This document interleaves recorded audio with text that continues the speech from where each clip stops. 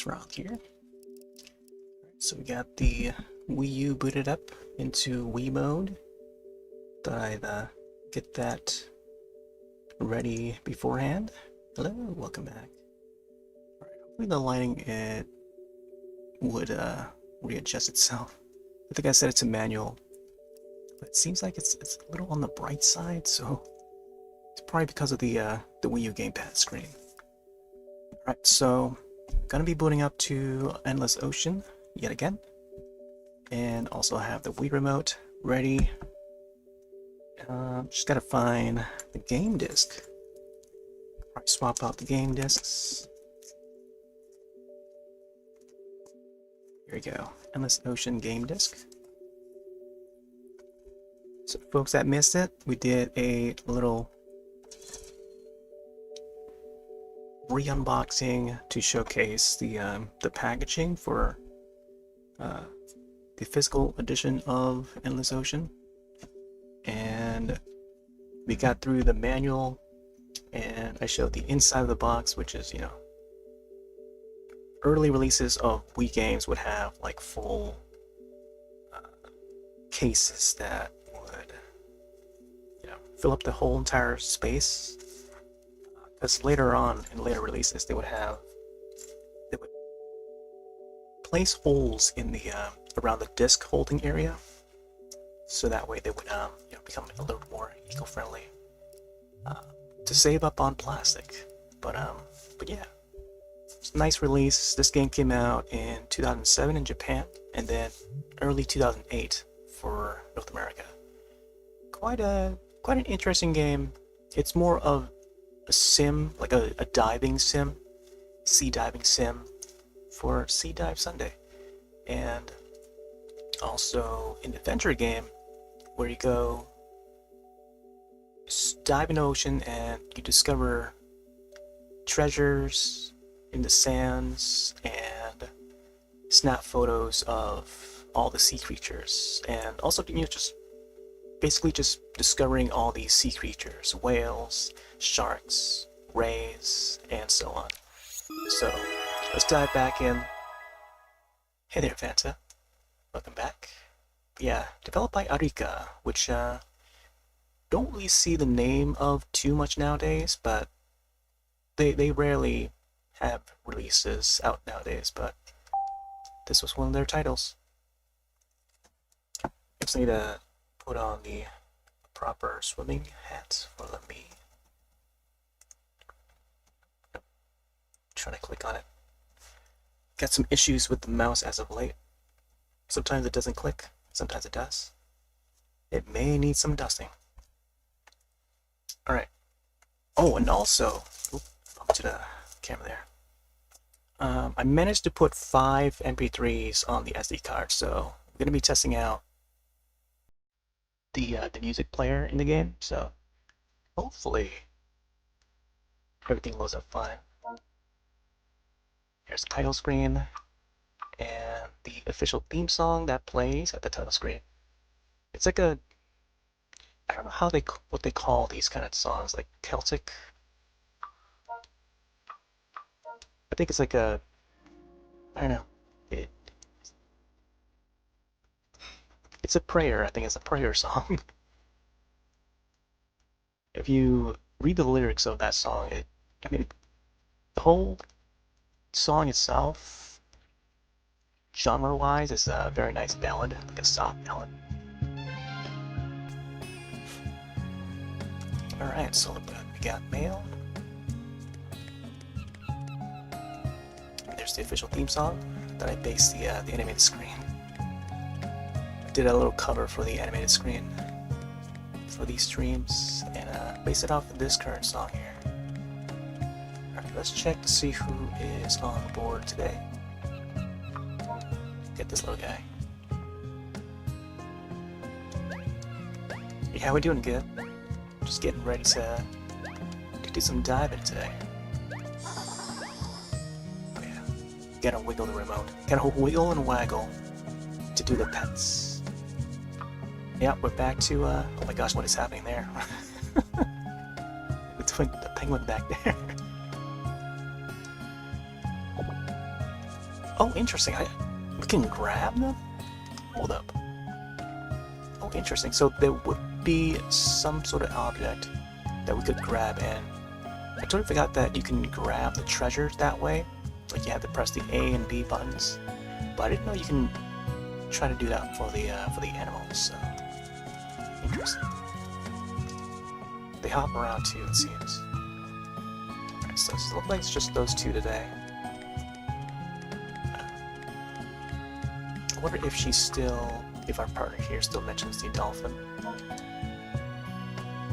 The dolphin looked like it was headed for the lagoon. Okay. Might want to head there. Alright, let's check out the music player. Hopefully it reads the MP3s on the disc. Yes! It does read it! So here we go. I managed to put 5 songs in here. These are songs that I composed myself. One original track, and I think this one's a cover. It's a cover of Sailor Moon, because today is also Sailor Moon Day. Big fan of Sailor Moon growing up. Channel 5, caught it when it first aired on Fox and WB, so on. Did some cover of some synthwave stuff, but I didn't get to name them properly. But hopefully these would rate just fine. Let me test out this one first.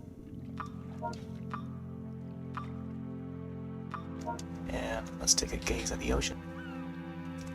This is so cool. A music player within the game. Yeah, there's an old track that I made, I want to say around 2013. Somewhere around there, 2013, 2014. It was actually a commission piece. Yeah. Check the settings real quick so you can adjust. I don't want the volume to be too loud for this.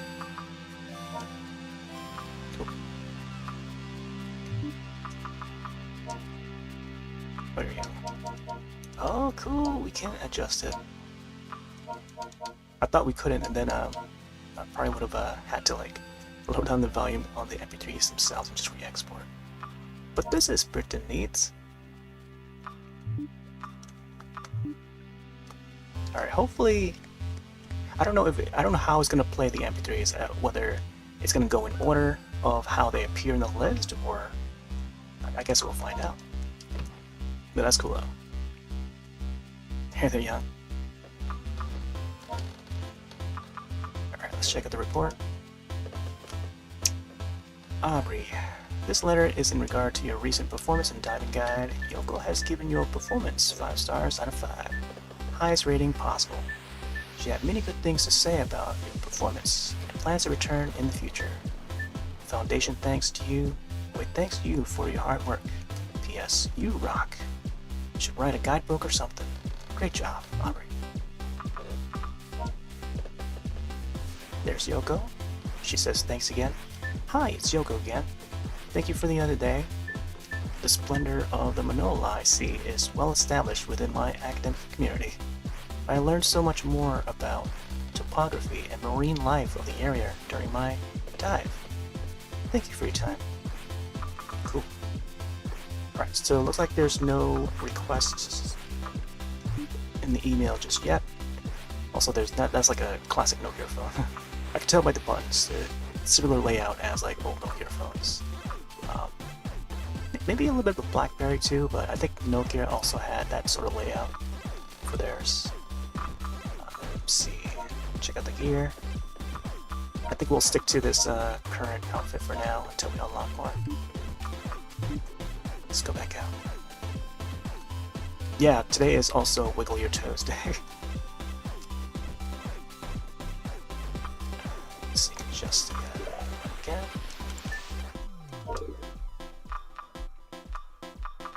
Don't want it to be too loud. I think about 2 or 3 is fine. It's pretty cool. Alright. The sun is starting to set. Take another view real quick. Just to see how it looks. Okay, yeah, green skies are coming out. See, I kind of wish that we had the other view. Like every time we come back from a dive, we get that view where, we see either maybe a moon or a sun. but instead we get this corner that looks out the opposite way.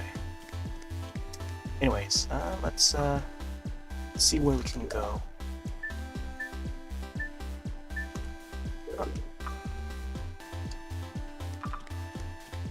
Can we not, let me see, enter a cab.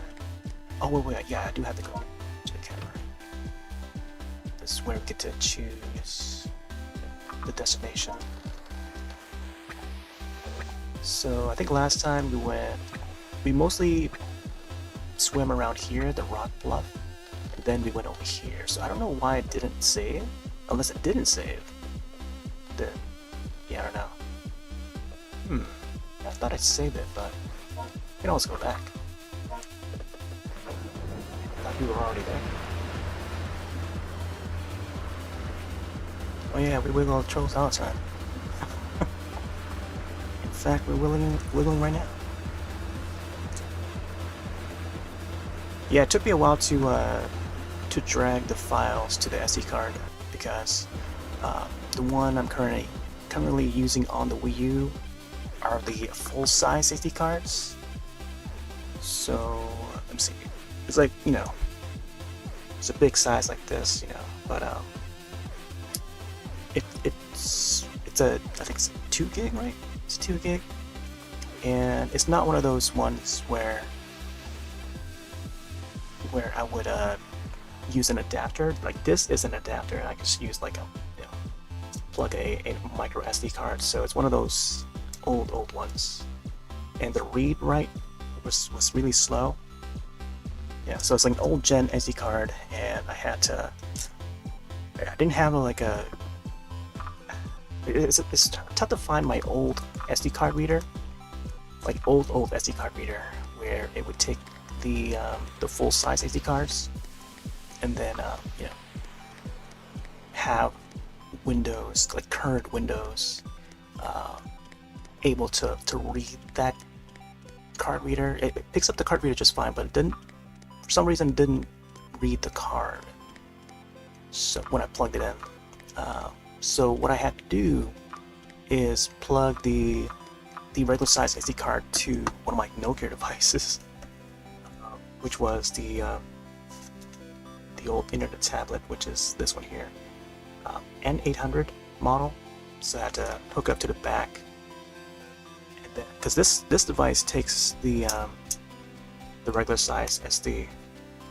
I think I showed this before. This is the old model, but in here there's a door for the SD storage, expanded storage. There's actually 2 places that would have SD card slots.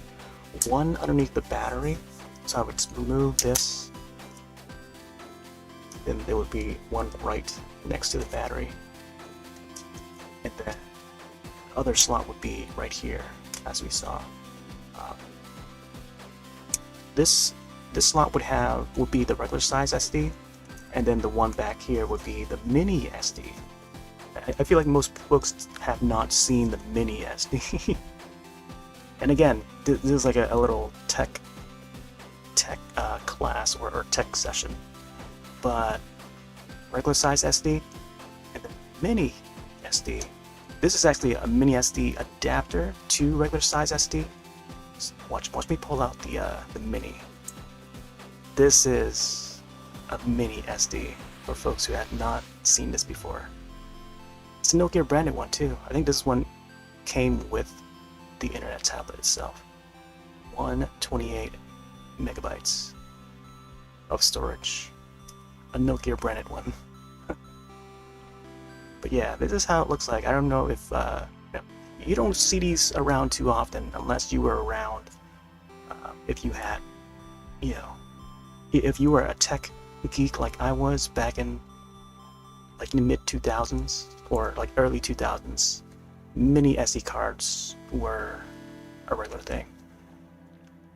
The big size ones and the mini ones, they got smaller and smaller over time until they landed on the micros that you see nowadays. And now the Switch has micro USB or micro USD, micro SD.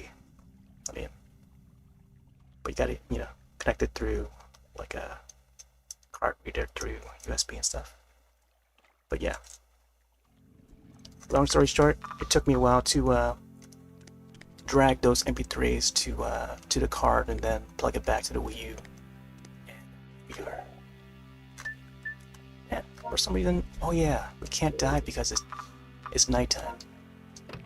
Let's go back in and to take time.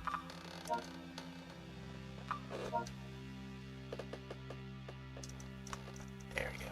6 a.m. in the morning. Is it really 6 a.m.? It's either 6 a.m. or 6 p.m. Wow. Rested for that long, huh? Alright, must be 6 a.m. then.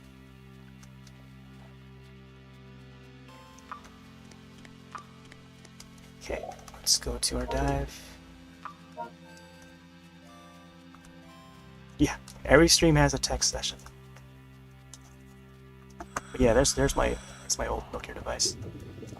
There's a later model that came out, an 810, which has improvements, although they decreased the amount of SD cards that you can use. This thing came with a case, so I just slip it in there and just that's the little case that I can just protect the device from dust and stuff. But yeah, I used to use that for streaming like music from different stations, and it also has like a Flash plugin on the browser, so you can watch like YouTube and stuff.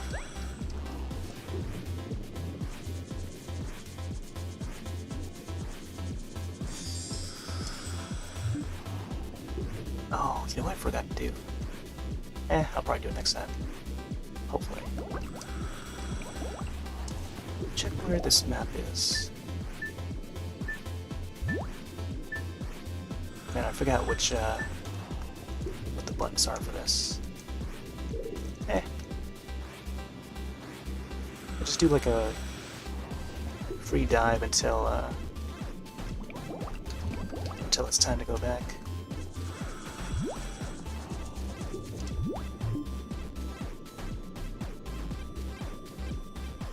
So I think we dove around this area already. This was the area that had, I think this was the one that had the shark and the whale. There were some sharks, there were some whales, there were some flounders. All of flounder. Yeah, these creatures have already been added to the encyclopedia. Ooh. Yeah, this area. There's a new ray there. Last time, it was a big whale that swam through here. We got to swim along with them. The Wild Channel. Hey there, Nubis. So yeah, we got some MP3s. Oh, there's the penguins. There's some yeah, I was able to drag like 5 MP3s to the SD card, so far it seems to be working just fine. Very simple controls. We can't change the tracks though. Well, we can change the tracks, but like we have to be on the boat to do it. But I'm curious to see if it would play in the order that I see the list. So we'll find out. The first track is still playing. These guys swim pretty fast. I can't even keep up. Or the game itself can't keep up. Oh right, there's this also like an advanced setting for the camera.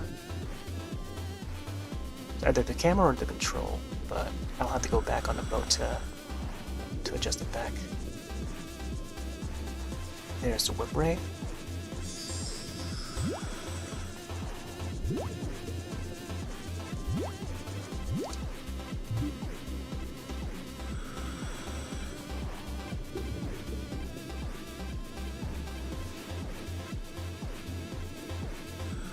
Let's go follow that shark. Oh yeah, so I got to finish Twisted Metal, and it definitely looks like it would have like a season 2. But I do like how it ended though. I think that episode 10 was probably the most exciting one. Good to see everyone all together in full force Twisted Metal, or what we know of Twisted Metal. Like the entire story led up to that point, and that was like the peak moment, I think, for that show. But yeah, hopefully they do more with season 2, because ending it like that, I feel like it leaves people wanting more. So I feel like a show like that could use like a season 2. Alright, so we can't go any farther. Just have to wait for the shark to come back. Then afterwards, I got around to watching Psalm 100, Bucket List of the Dead, the live action version, which was really fun. So both the Twisted Metal and also the Psalm 100 movie were fun. I really enjoyed both of them. Similar vibes, but one has zombies, one doesn't.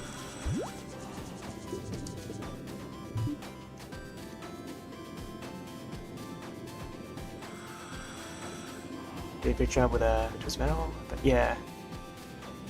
There's, like, I feel like some parts of it is like a little bit of a mess.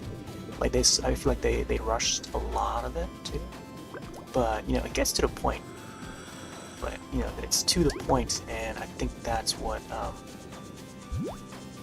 makes it like a good binge, you know. It doesn't linger too much, like, say, The Walking Dead, you know. So it's not much of a drama sort of show, it's more of a comedic action. And, yeah, it pretty much met my expectations, and then some.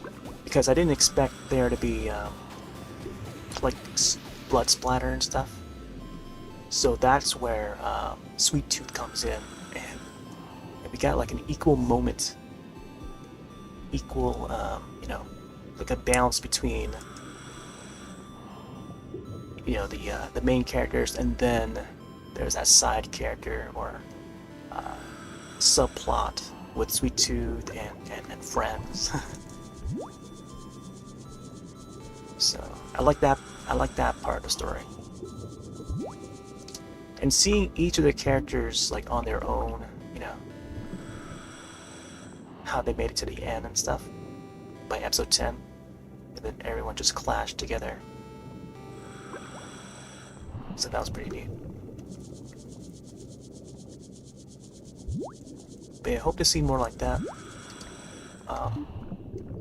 Yeah, more on that Psalm 100 though. Japanese zombie show. Action, a little bit of romance, but it's like everything all in one. It's got a bit of, I want to say, like Warm Bodies influence, but also, I don't know what's another one to compare it to, but I think of like One Cut of the Dead. I know most folks don't really watch the things I watch, but One Cut of the Dead is another Japanese film where it's like shot in a way it's like where it's like you know, one shot, you know, without stopping, but in a very smart way, like a very clever way, because not only like it's about a film crew trying to shoot a zombie show, but a more improv show. Like it's meant to like air live on TV and stuff, Japanese television. But we go behind the scenes with the cast, with the actors, with the directors and stuff. We see the camera work and stuff. So the zombies are not real. It's just the you know, just the actors that, you know. It's a unique take on the zombie genre, but then also, you know, showing the back, or not the back, but like behind the scenes of things in the second part. So there's the first part we see it as, you know, as the crew, and we think that, you know, we're seeing it from like a second person point of view, or from which angle that was. But then once they start to reveal the behind the scenes part, that's when we see more clearly what's going on, you know, like behind the scenes. So it's like a double take. It's hard to explain in words, but like, yeah, it's something you gotta watch and then you'll understand it. But it's a unique take on the genre, so it's pretty refreshing. But I saw and heard that they're making a remake of that film called Final Cut, and it's gonna be a French-made. I think it's already out. It's a French version of One Cut of the Dead, and it looks fantastic. I can't wait to see what they do with that version. Yeah, looking forward to that one. Hopefully, I don't know. They hope that it lands on one of the streaming services. All right. Not sure if there's anything else down here. I was hoping there would be like a whale, but so far we don't see the whale. Yeah. Go through here one more time. Yeah, the whale would swim through here, but we don't see him right now.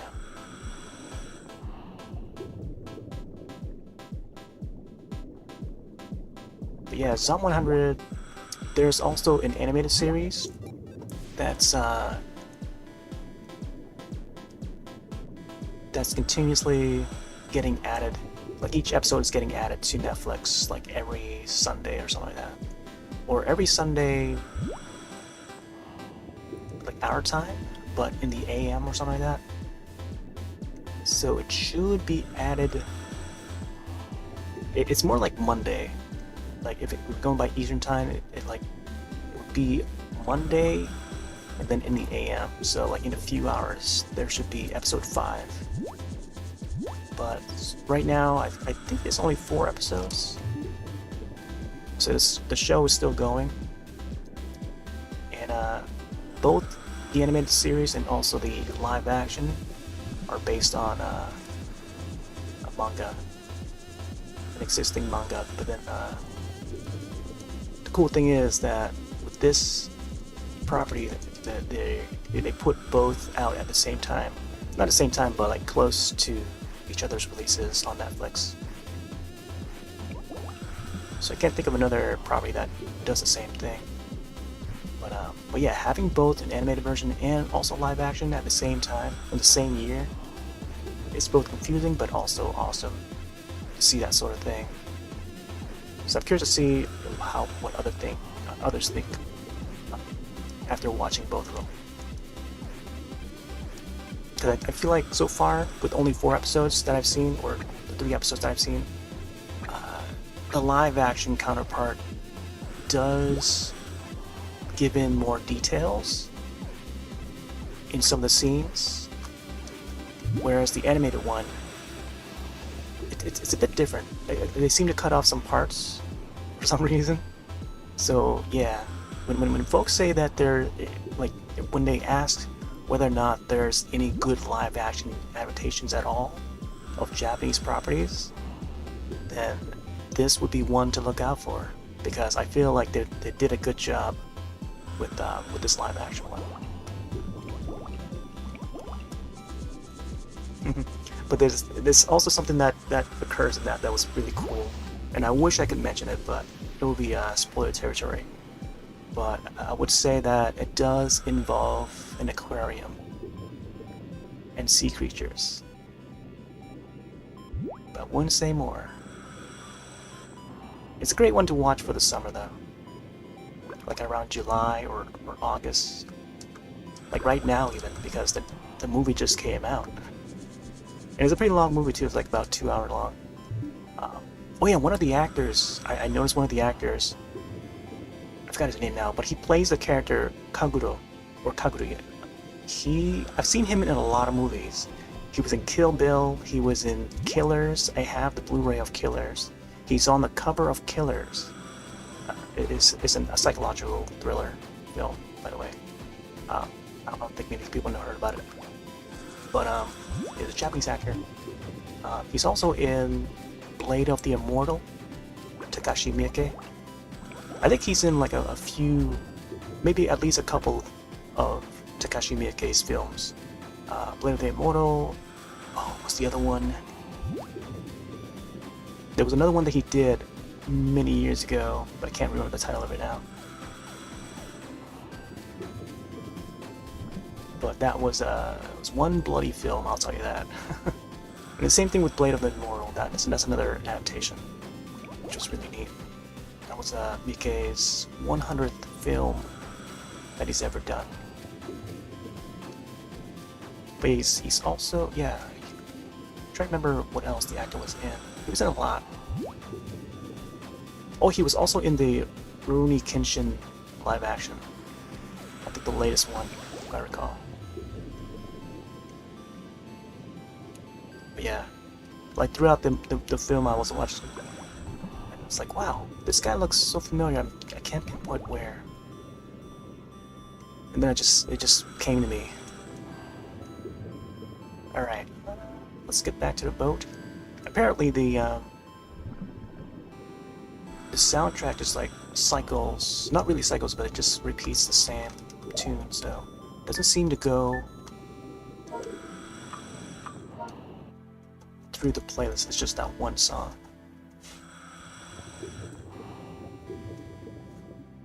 Alright, back to Gabbiano. Oh, there you go, there's the map. Huh. Maybe we didn't save it last time. Let's see if we get any new mail at all. Oh, there you go. You have to go for a dive and then come back and then have mail.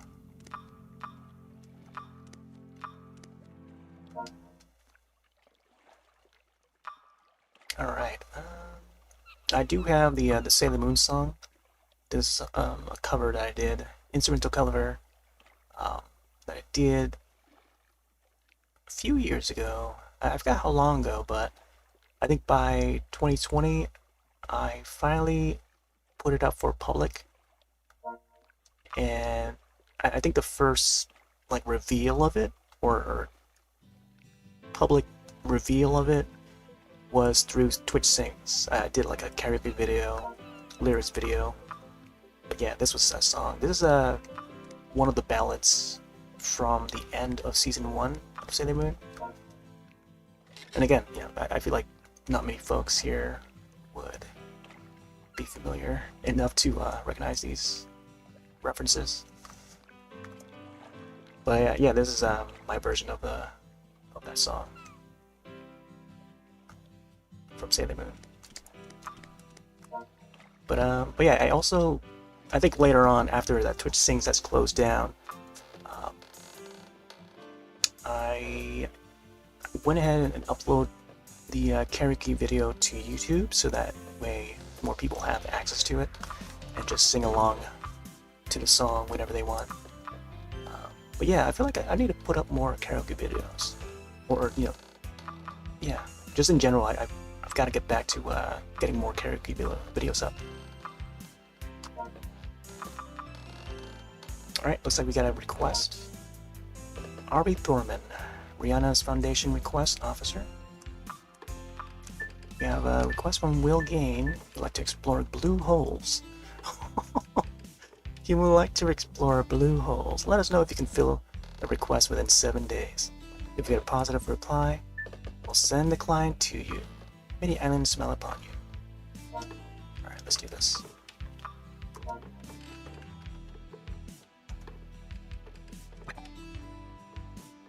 Alright, let's look for blue holes.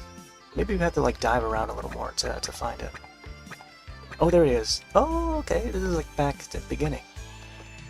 Oh, that's where the lagoon is. I gotta go back to the lagoon then. Maybe we can swim over there. We'll see.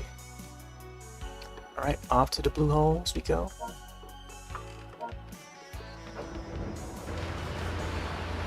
I also need to add the wind to me.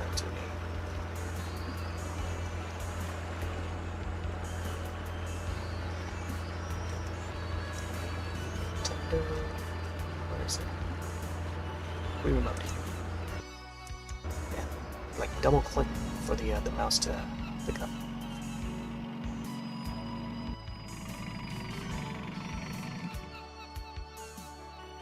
Oh, there's that guy again. He's got his own jet ski. I'm ready for an adventure. I won't leave here until I've seen one certain animal.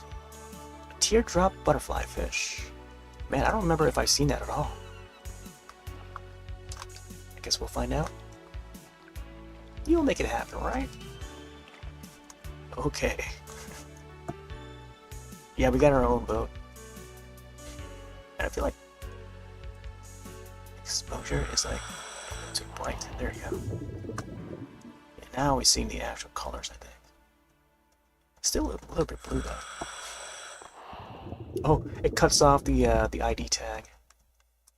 I wonder if I were to edit the MP3 ID tag properly, because I did it like a really quick I just typed my name for that file name, so hopefully if I were to edit the ID tag, it would show it properly. Otherwise, it would just cut off by a few characters, so... Oh, I should have, Okay, so, I guess... Interesting. Now I'm thinking, what if I were to just do like one whole MP3 file, like as a playlist, and export it that way? I was thinking to do that too. Get the coral there. Butterfly fish? Wish I could be a guy just like you. Squirrel fish? Man, I don't remember never even grabbing that guy. Oh, there's a yellow tag. I don't know where the yellow tag went now. Just like clipped through and they just disappeared.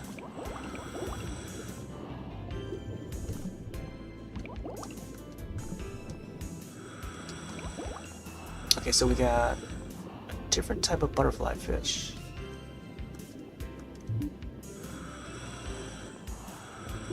Pretty soon our client is going to nag at us to ask us to find a specific butterfly fish. Pyramid butterfly fish. Oh man, I feel like we're getting close.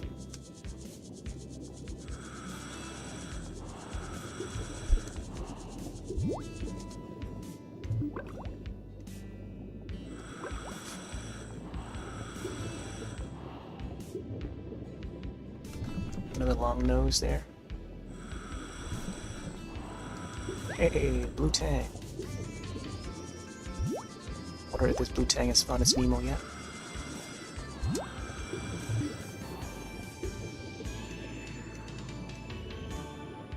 Yeah, so far I've only done that one Sailor Moon song. I was hoping to get one out like each year, like the following year and stuff, but just hadn't had the time to make the other songs. I think my goal is to get at least 2 of the other ballads. The let's see. So My Only Love. Which one's the other one? Rainy Day Man. That's the Sailor Jupiter song. Each Sailor Scout would have their own theme song. Lita, Serena would have this song here. This song appears when, like towards like the end of season 1, where they had this climax moment, and Tuxedo Mask says, "Oh my gosh, it's that guy." Tuxedo Mask falls down, and then Sailor Moon tries to help him, and then the song plays. Really climatic moment, very emotional, and yeah, it still gives me goosebumps just thinking about it.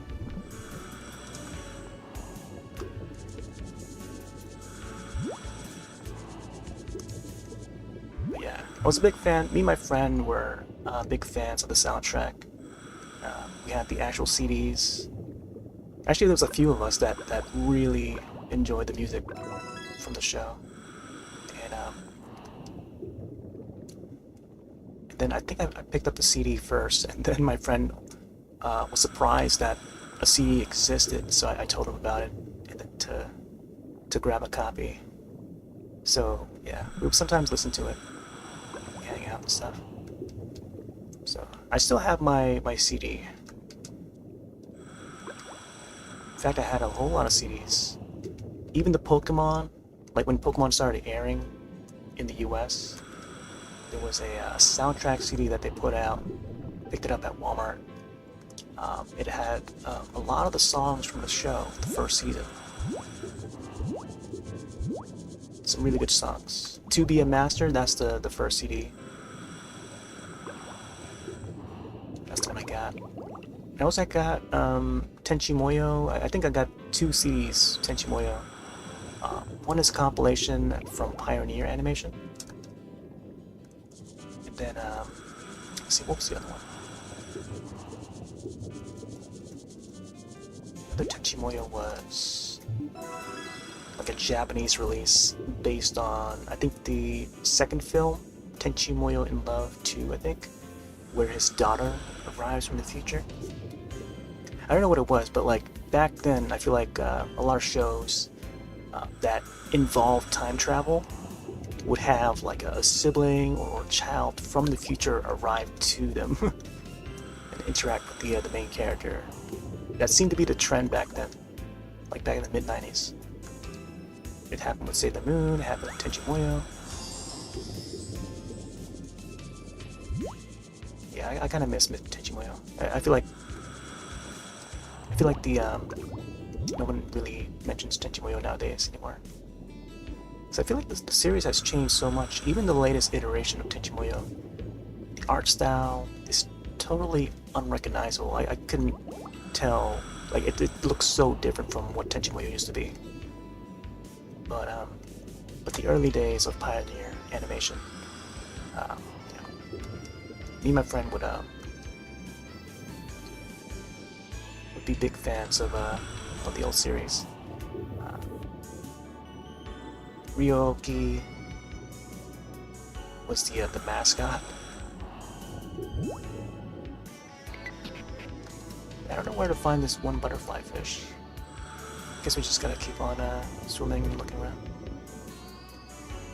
Yeah, what's CD, right? What's a cassette tape?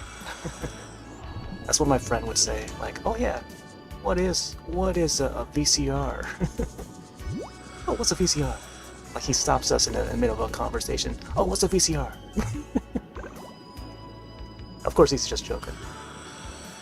But yeah, he's another tech geek amongst our group of friends. He's a big Apple fan though. So I would get my Apple news from him. He's a big Apple and Android fan. Like, very mobile guy. I tried to get him to watch like comic book movies.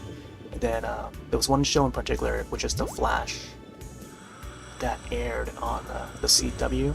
So the CW, The Flash, he was really into that. And he's never been into like any sort of show like that, like superhero action or any movies. Maybe other than Batman, but like the first like superhero in terms of TV series was that Flash series for some reason. He seems to like that Flash. He probably just like, I think it was just the ability, like the way that he's quick and fast. Yeah.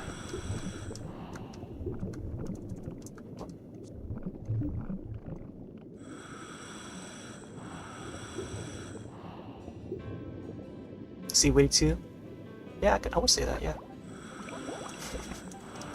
He's a funny guy, for sure. Kinda miss him.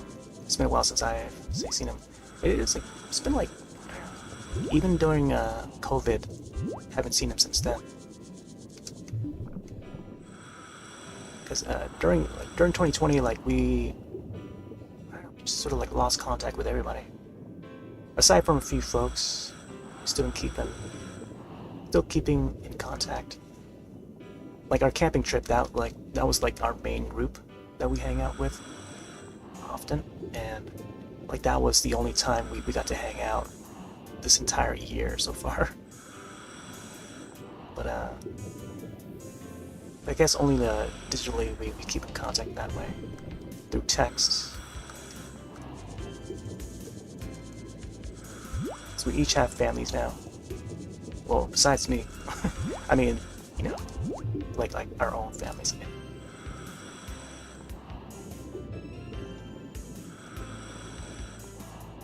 Oh, here we go. We got the blue holes. Is it this one? This one looks like a tang. It is a tang, yeah. Sailfin tang. Man, now I feel like the song is like fitting well with the diving. Oh, is this it? Triggerfish. Okay, clown triggerfish. I wonder if there's a new species of fish or clownfish that would be discovered. Then they would call it sweet tooth fish or something. Sweet tooth clownfish. That would be neat.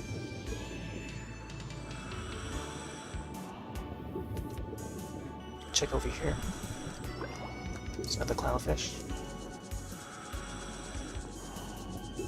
Sounds like you, perhaps straight version. Yeah, probably. Yeah, he's got a wife and kid. He's moved away though. Yeah, I feel like most of our group have either moved away and either out of town or in town, but I think most of them are within the state. But yeah, like, most of them have kids already. Oh, is it angelfish? Idol. Moorish idol.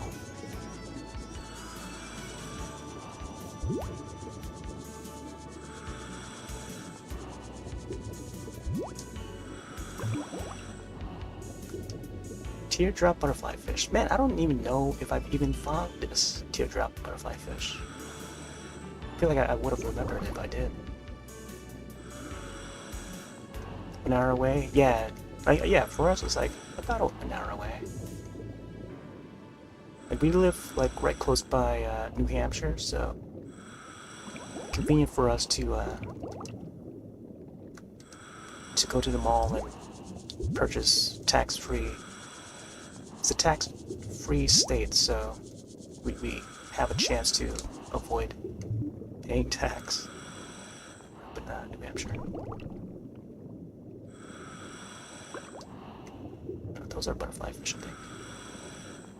Alright, I think I have to be at that blue holes area, right? So it's gotta be around here somewhere. Okay, so we checked this area. I wonder if it's like hiding underneath. I don't think I've got to check like underneath here. Oh, what? No, we're staying around blue holes. Oh, I didn't know you can go in first person mode. What? Whoa. I should have done this sooner. Well, we saw the shark and whale and stuff. And the ray fish.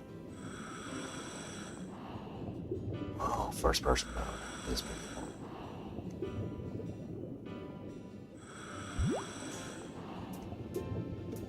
Now this is very sim-like right here. This is the sim portion of the game. They don't make games like this anymore. Like other than Subnautica does have like a little bit of storyline to it, but this is like pure exploration. You're free to do whatever you want to do with no time limit.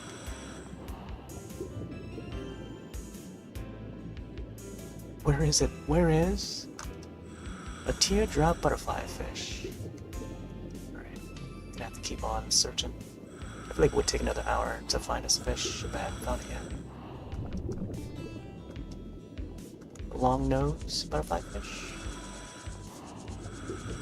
Yeah, I'm married, want to get own place, guest bedroom, so if you ever come to Cali, want to crash, and do all the nerdy stuff, yeah. Oh, nice. Yeah, I've got some friends down there too. Yeah, one of my friend and his family also moved down to Cali.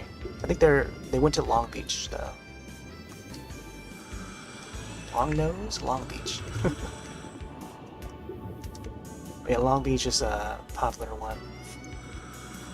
Where most of the Asians would hang out at. Long Beach, I know some folks in, or at least one person in San Jose. And I've known him for a long time, like 2 decades at least. Through K-pop. Like, we were both into K-pop. And also trance music. But yeah, he would always tell me about the burrito truck. So I would love to someday try the burritos down there. Like legit burritos, made fresh.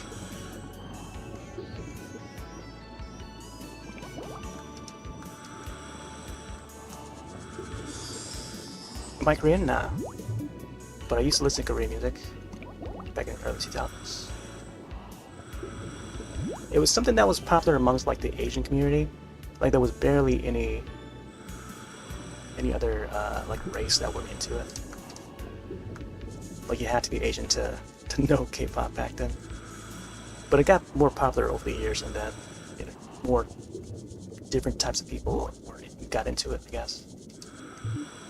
Like I was the generation of fan base during like HOT, SES, Shinhwa, and Boa was still brand new. Like she was doing her Japanese singles too at that time. So, like she was getting really big, more international. She got more known when she did the theme song for Inuyasha, I think, whichever show it was. Yeah, she got more fame through that, through the Japanese fans. But yeah, originally she's Korean. But I'm sure most people know by now. I think she's still active. But yeah, Boa was a big one. Amongst the J-pop era, there was Utada Hikaru and Ayumi Hamasaki. Like they were big back then, 1999, throughout the early 2000s. Like those were the 2 big artists. And of course they knew this J-rock as well, ex-Japan. Gact. I don't know if folks remember those bands. There were a few of them. But that's like a whole different scene. I was more into the Korean side though. And now fast forward like 2 decades, K-pop is like everywhere. Influencing many other regions. But even Thai-pop didn't hit mainstream. And only now it's starting to gain some traction. Like throughout the 90s, like I was all into Thai-pop. It was Thai-pop and then into K-pop within the 90s. But it's through YouTube, I think, that Thai-pop is starting to get more popular now. And their style has changed a whole lot. But it's very modern K-pop influenced. But yeah, I've ranted about this a few times before during the Animal Crossing streams. But yeah, I can talk about that like for hours on end. Team me up with another person that was also into that scene at that time, and then we'll talk about it the entire day. Yeah, we'll spend the entire day just talking about that. Make it a podcast about it.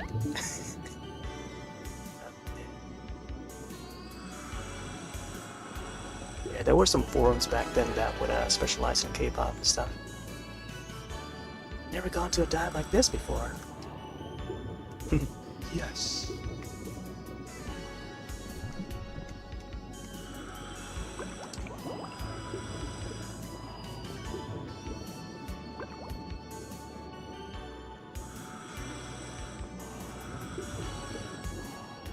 Long Beach, nice, not as hot, close to the beach.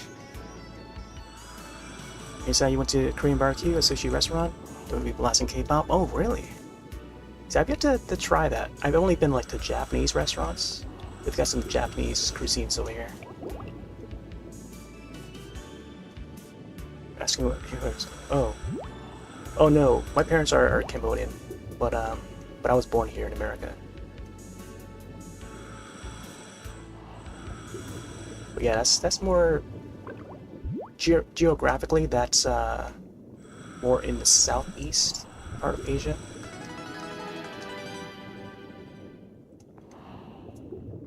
But yeah, I was born in the States. Massachusetts. I think I was in my mom's belly when we were in Maryland.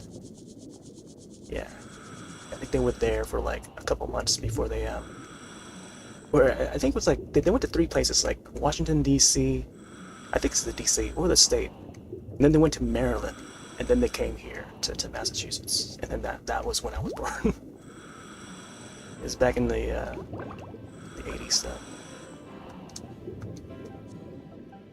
Alright, more parrotfish. Still have yet to find this butterfly fish.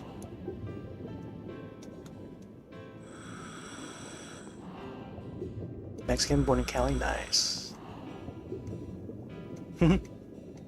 Mexicano.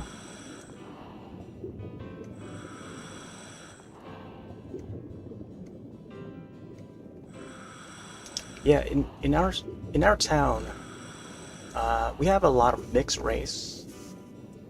Like we got some blacks, we got Hispanics, very mixed. We even had some Egyptians too. Like 7th grade, we had one Egyptian girl.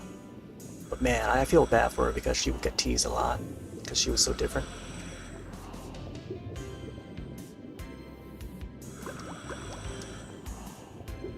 That's usually how it is back then. In the mid-90s. But there's always like they always have someone to pair with and stuff, and they would relate well with that other person. Like, I see people get picked on all the time. I feel like sometimes I would try to break up what is happening, but there are other times where like, man, I just feel really bad about them. But thinking back at, grade school and stuff, it's like there were some mistakes that you wish you could have fixed, or you wish you could have done something about it, but just didn't. Or you wish you could have not done something. But yeah, there's always those thoughts and feelings about the past. And along with that, there's also some good ones too. But yeah, along with the good memories, you also have the bad memories.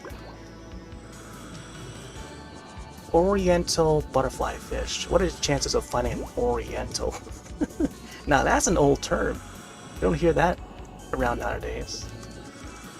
It's either Oriental or Asian, but like, man, Oriental is like an old term. I don't even hear nowadays.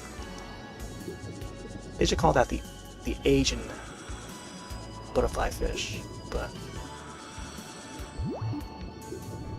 there's some fish that have like multiple names. Like the sunfish would also be called like a moonfish. Where's the other diver go? Take a look. Oh, I just want the view again. Oh, there he is. Man, I feel like we're getting close. I don't know where this butterfly fish is. Yeah. I mean, there are some fish that would reside in like the eastern oceans, or I guess the Pacific. Because they would, I don't know, temperature-wise, it would change with different oceans, and I guess the chemicals in those oceans would be different. Indian Ocean, Pacific, Atlantic, so on. Different climates, different seasons.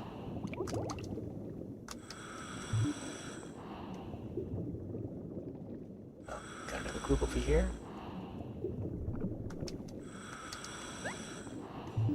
Pyramid. Oh, speaking of Egyptian, oh my gosh, pyramid right here. Look at them, look at her eyes. Oh my gosh. I feel like today it's just been like a little bit of a coincidence. And yesterday too. For some reason yesterday felt like a coincidental day. There were some things that happened that I forgot what it was. I was like, wow. Like two things happened at the same time, but like they're like two different things. Sometimes I catch that from time to time. No idea what it means, but it just happens. It's up to us to catch them. Oh, let me check that fish over there. I don't think I've seen that fish. Could this be it? I'm free from gravity. It feels so cool. What a guide you are. Emperor angelfish. Oh. And there's the angelfish, and then there's butterfly fish. They both look similar though. Yeah, interesting. Sailor Moon is the only anime you watch in Japanese in its entirety. Oh, nice. Did you watch the English version first, or did you just went straight to the Japanese ones? Yeah, today is Sailor Moon Day. That's why I wrote hashtag Sailor Moon Day. Yeah, hashtag Sailor Moon Day. What else? Friendship Day? Yeah, Friendship Day. It's also Sisters Day or something like that. I didn't get to write the Sisters part down because I couldn't fit it.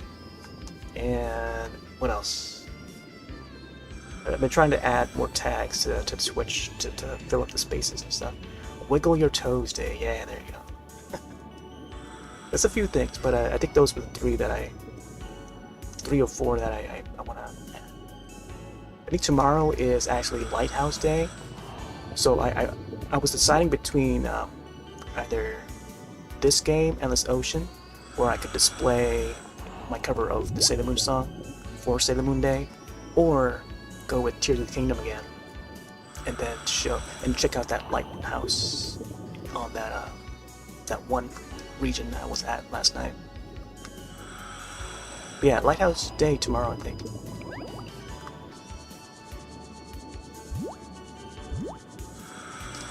Yeah, I wasn't sure whether there was a lighthouse in this game, but if it is, then that's even super cool that I decided with this game then.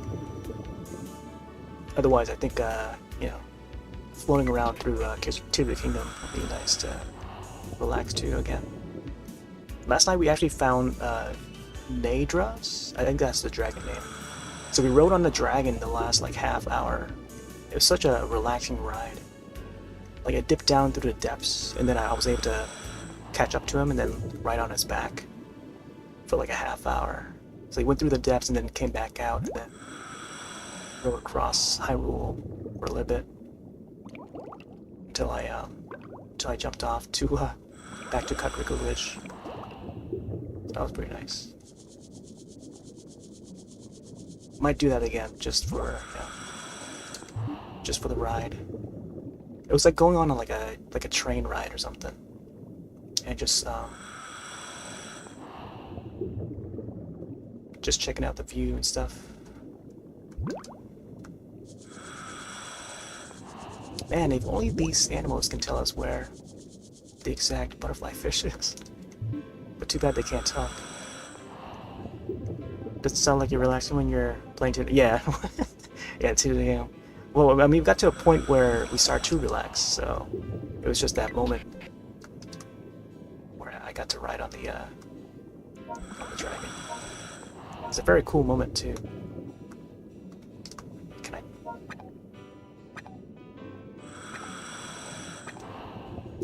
No, I wonder if I can swim to the lagoon. Let me check that.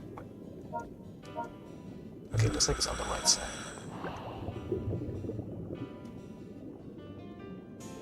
I feel like I could be at the lagoon. You saw the English stuff first before you didn't have internet back? Yeah. Okay, yeah. Same for us. Um, yeah, we didn't have internet at home. We didn't have a computer yet back in '95. So we watched the initial Deke airing of it. I first caught it on Fox on a Saturday around 12, like 12 noon. Same thing with original Dragon Ball. So, and knowing that it's of Japanese property, I think by then I was already into like Japanese animation, because I was already into like the Guyver, Vampire Hunter D, Speed Racer, and I've already seen Voltron on TV before I knew they were Japanese. But then I would hang out with my neighbor who lives, lives right beside us, and they were friends with my uncle. And then we would play video games together, read comic books, and watch whatever cartoons that's on TV. So most of my childhood, I grew up with them, you know. And oh yeah, we also watched Fist of the North Star. We rented it from Blockbuster. Oh man, we watched a lot of stuff back then. Oh yeah, we even had like a hand-me-down VHS tape of Super Sentai, like the Japanese Power Rangers before Power Rangers even started airing here. Like my uncle had a VHS tape, so we watched like an episode or two of the Japanese Power Rangers before even knowing what it even was called. But we saw these dinosaurs, this group of characters that would transform into like superheroes, and they would have like dinosaurs attached to them. And I always specifically remember like the Tyrannosaurus and Pterodactyl, how they looked weird, and the Triceratops and how it looked when they were transforming in that Japanese iteration. And then by the time that Mighty Morphin Power Rangers came out, I was like, wow, what? How come this looks so familiar? And then that's when I connect the two together. Like, whoa! You know, it's like a mind-blowing moment. But yeah, Ultraman was the one that aired before Power Rangers. Used to catch that one on TV. But yeah, a lot of things would air on Saturdays, and Sailor Moon was one of them. Ronin Warriors. Just before Sailor Moon, there was Ronin Warriors. I was really into that.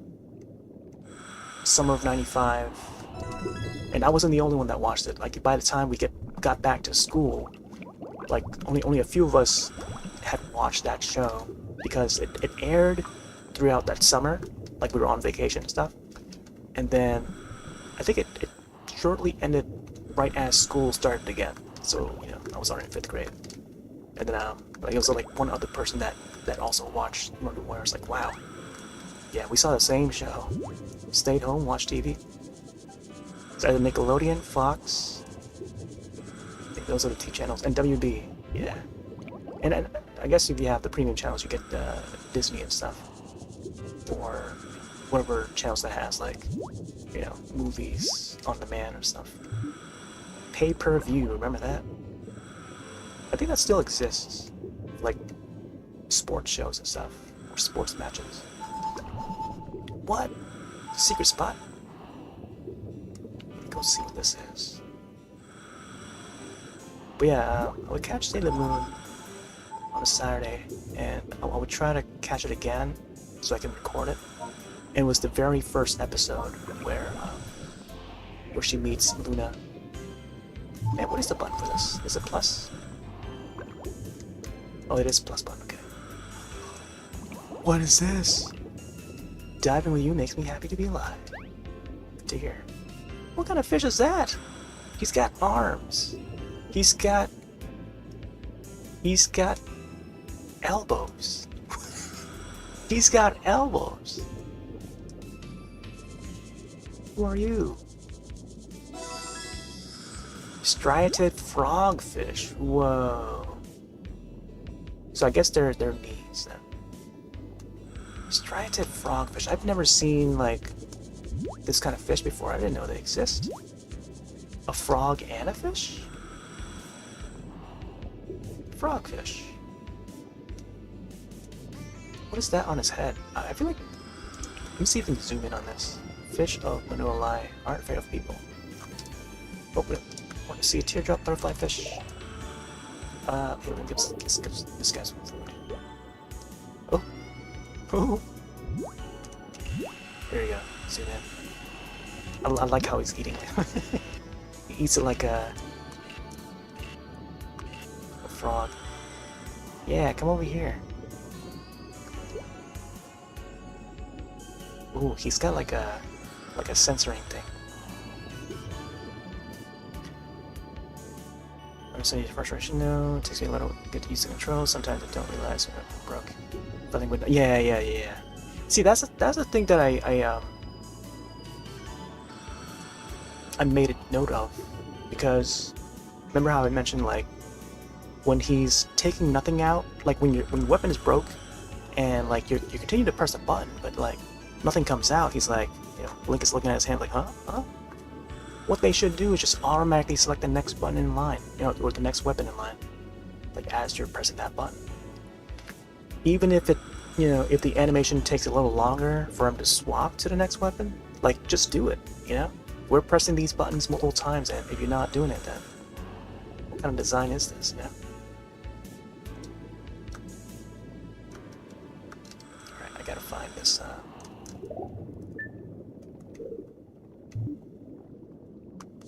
One more pet.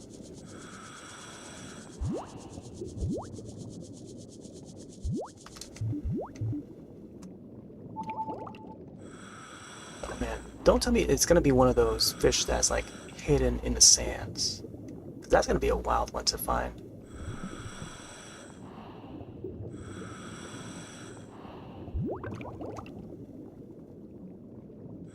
I feel like it might be one of those things. Teardrop butterfly fish. I have no idea. Nope. Oh, I thought I saw bubbles coming out of the corals here. Nope.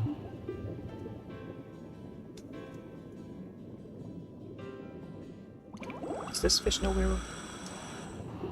Long nose. Nope, that's a long nose. So many different types of butterfly fish, but then like just that one butterfly fish we haven't found.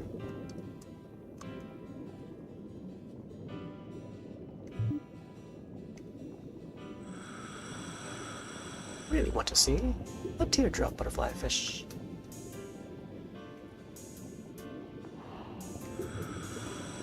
Kinda wish they would clue in on where to find this. Or even what color the fish would be. Like, if they had shown, like, an icon to display how the fish looked like, that would be great. Otherwise, yeah. Trying to find this fish. Oh, this looks like a kiwi. Underwater kiwi fish. Or a kiwi plant, I guess. See where this leads to.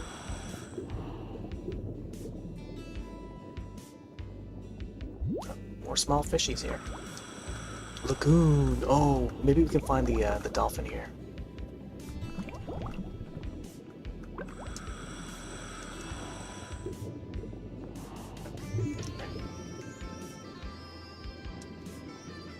I'm trying to zoom in on the fish there, but can't wait to tell my friends about this. Just disappears in the graveyard. Oh, another secret!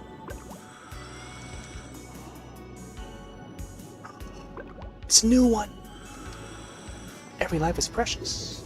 You know that for a fact when you are here. That's a new one. Hey there, buddy. Let's see what it is. It's a very colorful one. Green Mandarin Goby. See the Goby. It's a Goby for sure. That is... I don't know if that's a poisonous one or not. I feel like every colorful fish would have some sort of like poison or venom. Like they gotta be like venomous or something. Or at least their skin would secrete some sort of like, I don't know, poison or something. Alright, Let's feed this guy. Such a unique looking gobby.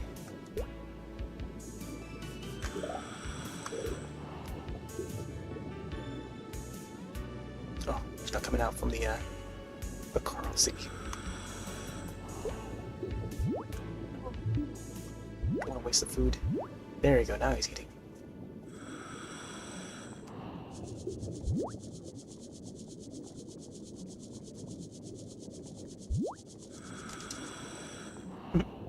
Goldie. I wish the zoom in was a little bit better. There we go. You can see him.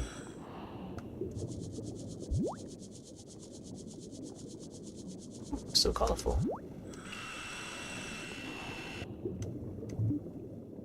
Yeah. Ooh, let's check out that manta ray again. So do you have a favorite Sailor Scout, Young? Or any character from the series that you always look forward to seeing more of? Something that big is truly impressive. I'm lucky to have seen it.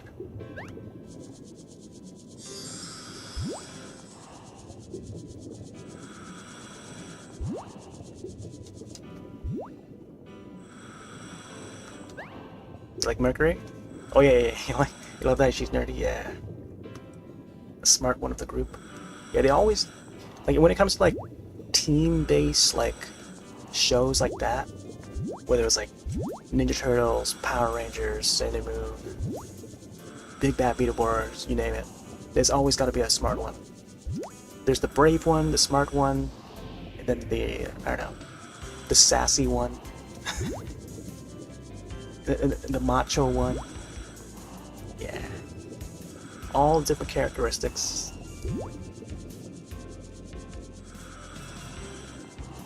Gotta have it. Yeah, I think I've gone through a phase where I enjoyed each of the Sailor Scouts, like at least the main 5.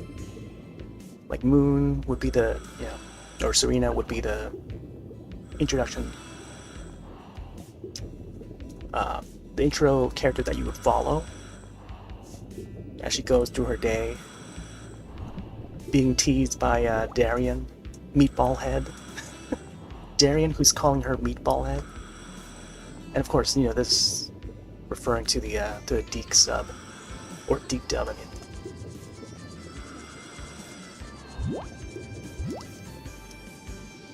But I don't know. I like each of the scouts.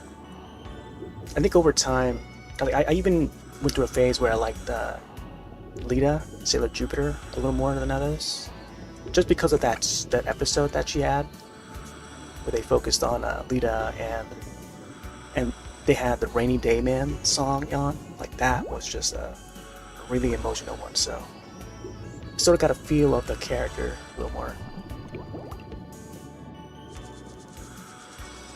But I don't know.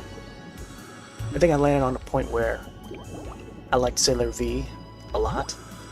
I think I still do to this day, I think. Because for anyone who is a big fan of Sailor Moon would know that the first Sailor Scout was actually Sailor V, aka Sailor Venus. But Sailor V in a sense where she's wearing the mask and she's got a different outfit on. And she was referred in like an early episode before they introduced Sailor Venus or Mina to the group. But they did this for the manga, and they also did it for the animated series, and they also did it for the live action that came out a little later.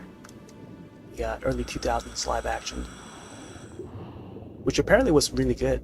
I remember in the K-pop scene, it was like the links to view those episodes as they were released, where people were linking the links to those episodes, like even in IRC, both AIM chat and also IRC. So that's how long ago it was. I remember like people were into like Counter-Strike, Final Fantasy 11, like those were the hype games at that time. But yeah, I specifically remember like live action Sailor Moon. being a thing, and like, whoa. Like even then, I felt like nostalgic about it because being a fan of the series and having the series come that far to get a proper live action adaptation, and the only live action adaptation. But yeah, that's a great series. I would highly recommend anyone to watch that. And again, the question comes up again, like if anyone out there who ever asks whether or not there's ever been a good adaptation, point them to that. That is one great show that stays true to the original IP. Once in a while, there's always someone that asks, oh yeah, have there ever been any good adaptations at all? Of course, just gotta look around and watch. Oh. No, another one here. Oh, have I got these guys? I feel like these are new species that I haven't found yet or something. They may have now appeared. Okay, wait, I've got this guy already. Okay. Demoiselle, yes. There's another one back here, but it seems to hit back underneath. Yeah, it was cheesy. It's cheesy, but it worked. Cause they got a lot of things done right. But for an action series like that at that time, like that's how it was back then. Even like Super Sentai, Kamen Rider, like they were following that sort of style of TV show, like action TV show. And yeah, it was definitely of that style. Oh my gosh, another treasure here. Things are so different here. Couldn't have seen it without you. Another Demoiselle. Like how live action was. Yeah. There's a lot more detail in that they displayed. Cool. Compass component. I think we had the ring component of the compass, so maybe we can combine those pieces together or something. Neat. Oh, look at these guys. Blue tag.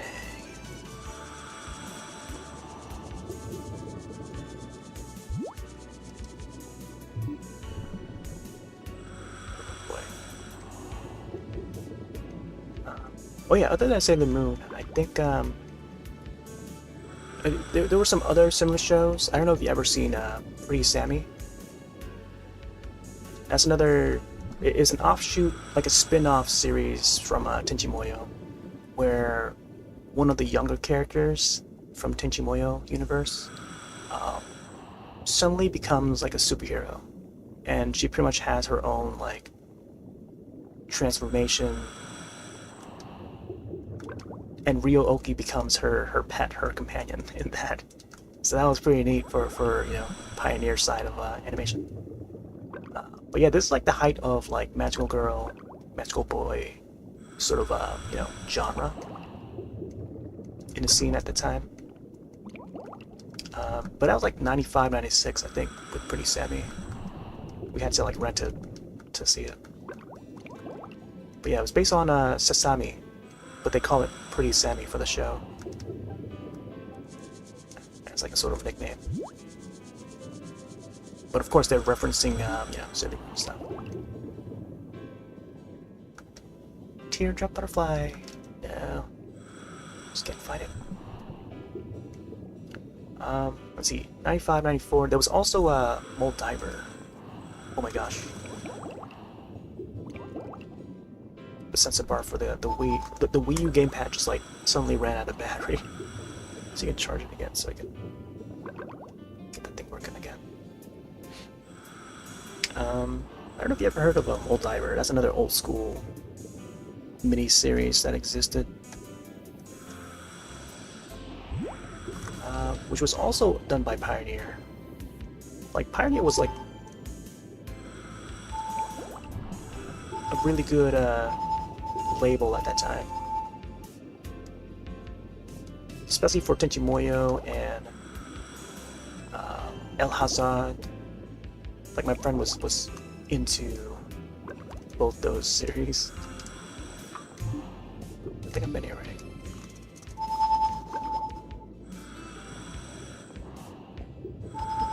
Oh, check this one here. Ooh, oh, I don't think I got the one in the hole yet. That's my first time seeing like any creature in the hole, or one of these coral holes. Which makes me glad to be alive. Thank you for taking me. Green Chromis, yeah, I've got that one. Get this guy here.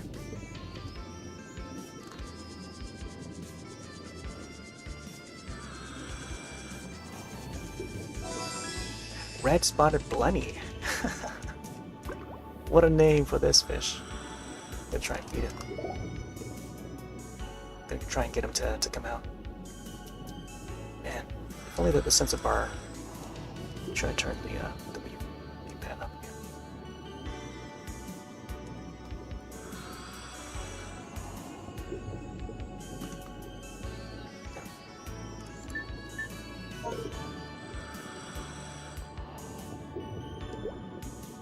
Oh, there you go.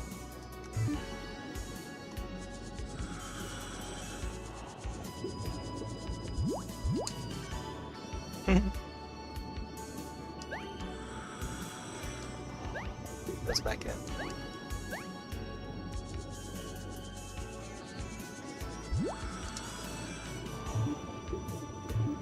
And to keep on searching.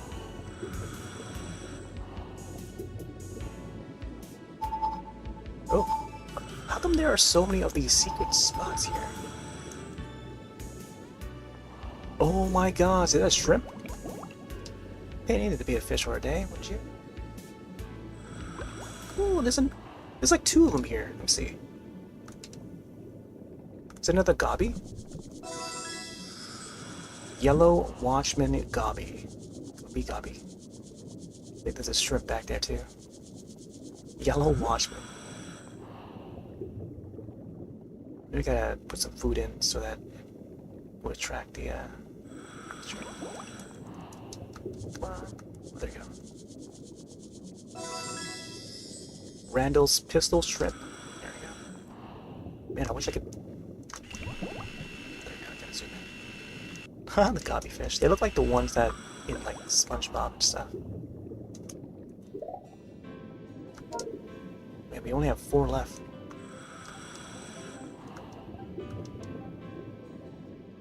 You know what? I'm gonna save the food for the teardrop if we can find it.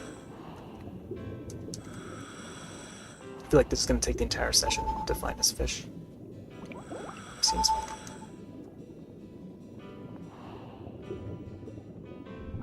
I think I've been here already.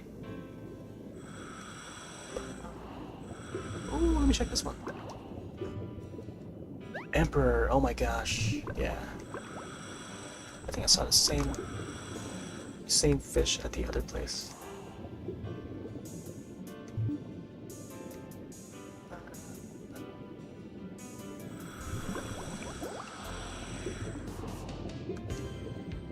Sandstone? Yeah.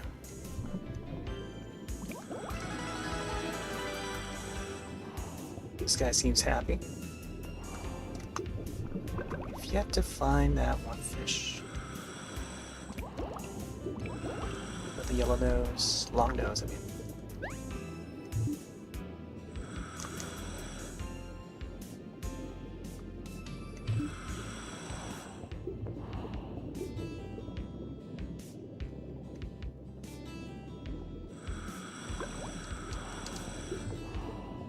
Check that blue one over there.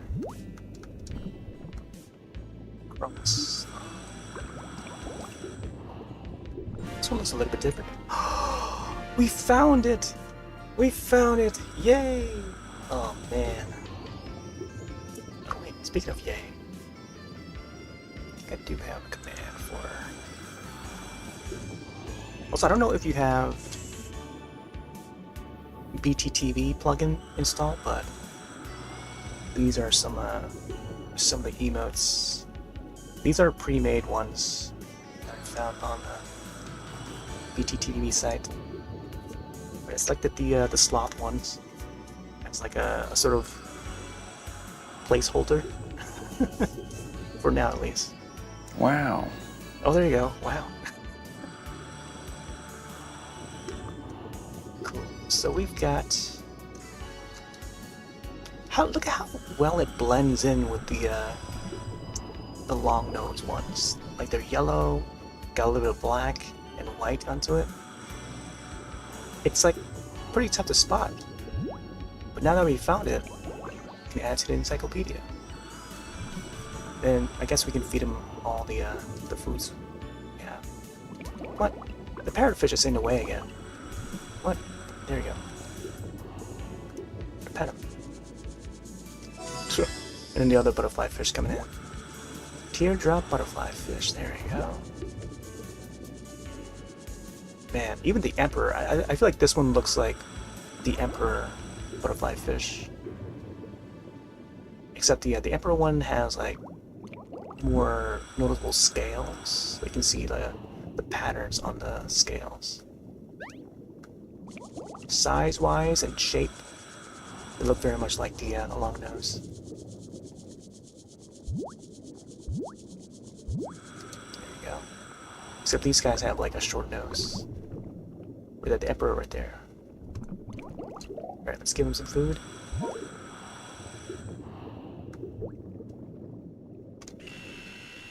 Oh, it's got like a dot on its body. Maybe that's why it's called teardrop. It's got like a dot on it. Interesting. It's the only one here too. Like, man. Like I see the other like long noses there, floating around.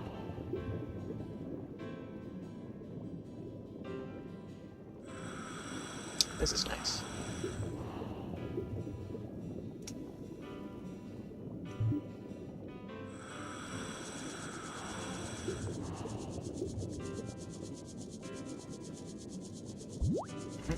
Of course, the parrotfish wants me to pat him again. Look at him. Like two of them just like sync up together.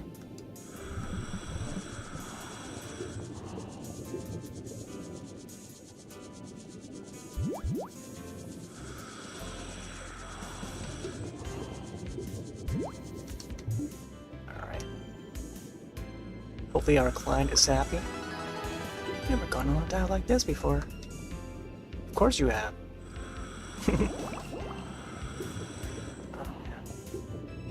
I've still yet to find the dolphin. I heard that it was supposed to be at the lagoon, which is where we're at right now. I don't see it.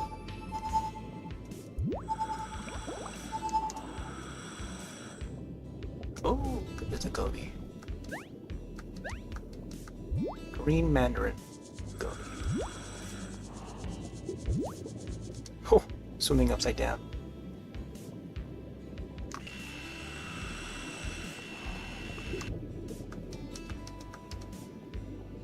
The goby.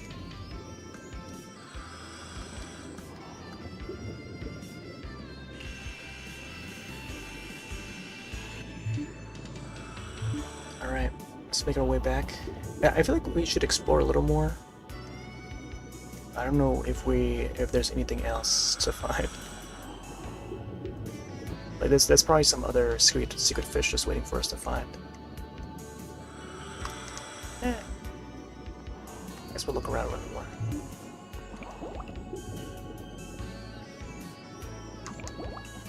Oh yeah, also there's this so the like cinnamon crystal is getting another, I think another movie or something like that.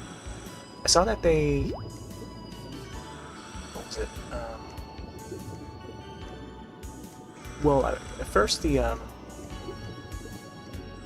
Viz Media, who is the U.S. branch that's that owns the Sailor Moon license, stateside, they've been putting out new releases for the dub. Ooh, there's a new guy. Oh, it's an old guy. Coral Goby. Oh my gosh, like how he's swimming upside down like that. And I think they put out part 2 of Sailor Moon S on Blu-ray. I haven't kept up with the other releases, but they're re-releasing some of their dubs because they made a mistake on the initial release, the initial Blu-ray release.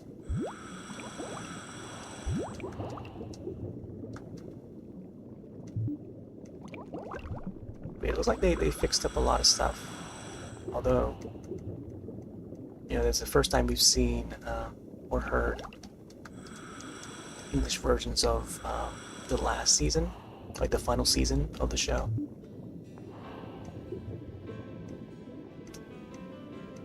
And just in time for Sailor Moon Day to announce it and stuff.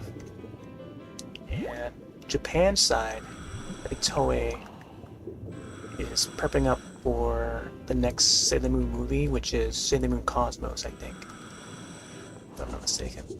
I saw a trailer for it that they were promoting it, which looks exciting. I saw the 2 movies that they added to Netflix when it first released, which covers, well, I guess it takes place after the first couple seasons of Crystal, Sailor Moon Crystal, which is like entirely new, updated retelling of the Sailor Moon story. A little more closer to the manga too. And I don't know, there's a difference between Crystal and the old Sailor Moon animated series. Like first off, the art style's a bit different, and sort of references the manga art style a little bit,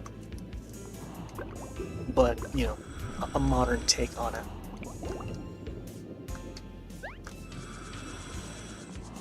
Did it turn you off when you found out they made Uranus and Neptune cousins instead of lesbians? Yeah. I mean that's a universal take. Pretty much everyone was upset about that, and Deke knows. They knew that they made a mistake about that. So it's good to see that things are set right now, because it's just how it was back then. Like stuff in media, they don't want to portray that sort of thing. Sometimes you just have to be lucky to catch some of that, or they would be able to slip it through. Like some companies were able to slip some things through. Like for example, if you're looking in the horror genre, Nightmare on Elm Street 2, Freddy's Revenge, is one that was meant to be suggesting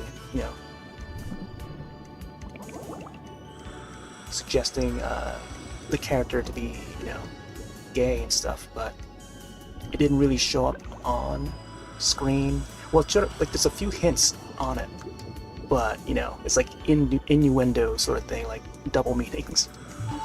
But I think the first time it released, like not many people enjoyed it because due to multiple reasons. And there's a whole documentary on this too. Like they had interviews with the actor who played the main lead. Happens to be gay too.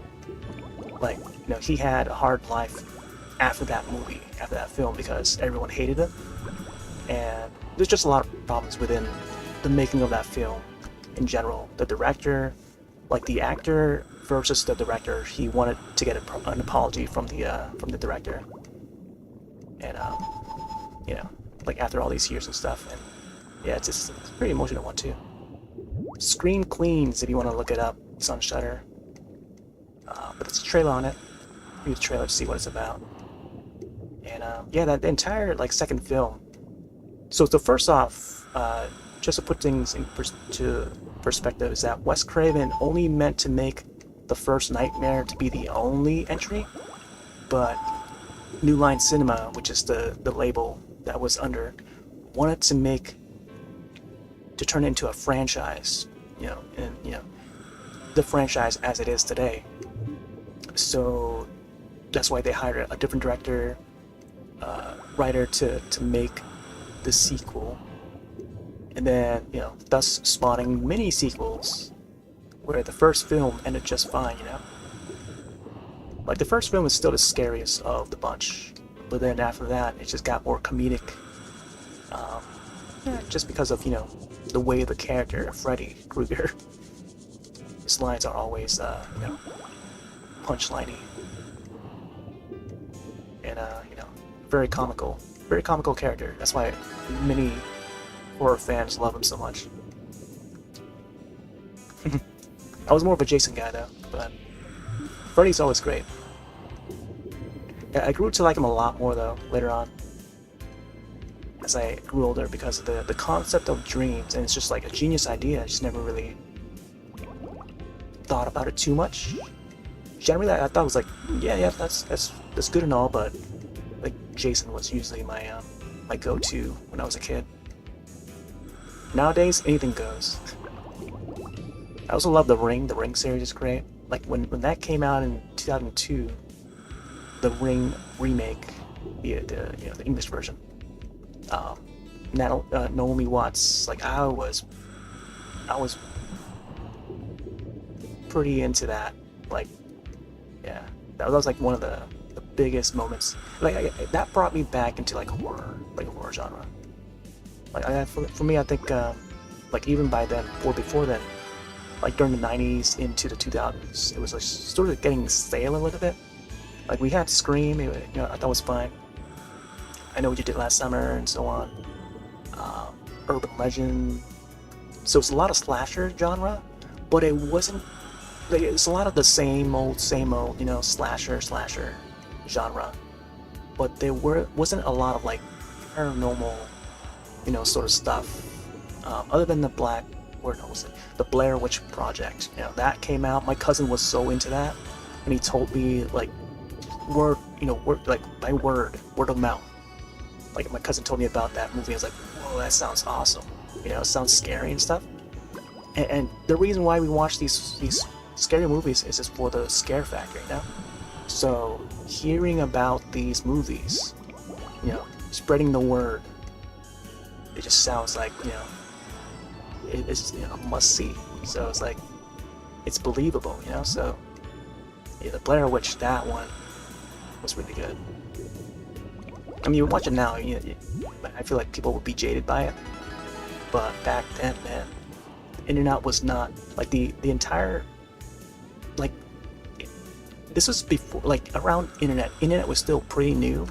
Like 1999, internet was very new. Not many people owned computers, but they were starting to own computers at their homes. You know, laptops were becoming more, you know, out there. Like business-wise, there'll be businessmen that would have laptops and stuff and carrying them around. I remember that I know some people that would carry laptops around in high school even. But yeah, it was like a documentary on TV that would, you know, make us believe that this is a real thing that happened. Man, Blair Witch changed. Like they turned the tables around and like made people believe that was real. And there was a website based, like, focused on it, like making it seem like it was a real thing. Like, there's users that's like posting up photos and, you know, talking about, you know, there's like more lore to be read within that universe. Man, that's such a, and then I remember seeing like an award show. I think it was like Golden Globes or something like that. Man, I forgot what award it was, but they honored the Blair Witch Project team to go up and you know, grab that award. I just remember seeing that. I was like, wow. And even by then, I didn't even see the film yet until a little later. It's like, wow, man, did a really good job with this film. So let me see. Silence of the Lambs, 1997. I think it's 1997. Won an award. That's more of like a psychological thriller, but to some would still consider it horror with how the character Hannibal is. You know, think we still accept him as like a horror character. That's like one of the first. I think it was one of the first that did something. I forgot what it was, which one it was specifically. But that one won an award, like a major award. I think it was like film of the year or something like that. And then after that would be Blair Witch. I think those two films did it for the horror genre. Yeah, such classics. Oh, I'm back at this Gobi again. Alright, I think it's time to go back to the boat. Probably head to a different area. The language project gave you motion sickness? Yeah. For me, it was fine. I know that for some folks, it would be different because of the the first person view, the first person view, and like the quick motion. Yeah, but yeah, it's usually the case for like found footage style. But yeah, that film did a lot for the horror genre, like putting found footage style films on the map, and now there's like a barrage of those kind of films.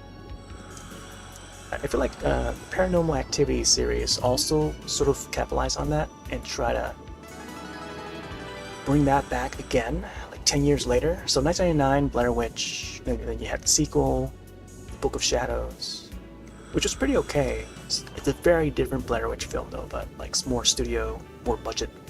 But if you watch it again today, it's like, wow, for its time, it wasn't like for what they try to do. Even though it's very different from the first film, but it's like very stylized in its own way. And there's more lore to be had. Like if you ever get into the Blair Witch Project, like me, like how I have, Book of Shadows isn't too bad, and it's pretty well presented within the lore. But it's also important to watch the latest one with Adam Wingard. The Adam Wingard directed one. Alright, looks like we're running out of air, so this has been a good session. Let's go back. Yeah, I saw that one in theaters, the remake. Not the remake, but the new edition. Which was a surprise, because they first marketed it as a different film. It was called The Forest first, when they showed the teaser or whatever. Either The Forest or The Woods or something like that. And then it was later revealed that it was going to be called Blair Witch, just straight up Blair Witch. So that was surprising for within the horror genre. And yeah, that film didn't do too well in theaters. I think I went to see it, and I forgot what else came out at that time. I think it was like a Tom Hanks film, where he's like flying a plane or something. I think that was the other one that also released around the same time, so more people watched that film than Blair Witch at that time. So that Blair Witch film just tanked at the box office. That was the greatest diving experience ever. Thanks for everything today. See you again soon. Okay. Off it goes. But yeah, I like the Blair Witch stories. Like that one brought in more lore, and that was great. Like you had to be into the series already to really appreciate it. There's also the video games, the 2 PC games that came out alongside the movie. I think they bundled it with the movie too. More penguins.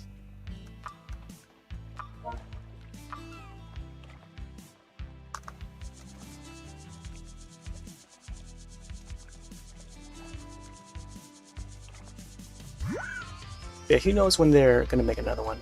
I feel like they could extend the story a little more. Maybe in another 5 years or so, because I think we're almost reaching the 10th year again. Like I feel like every 10 years we'll get another one.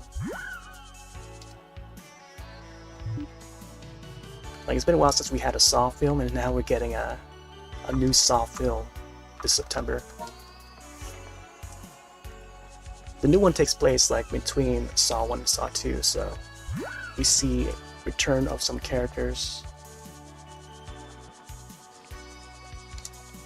Oh, baby. Baby Penny.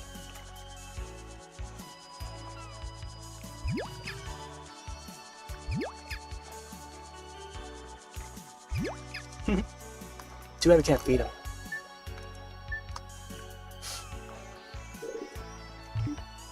Alright. Waddle waddle.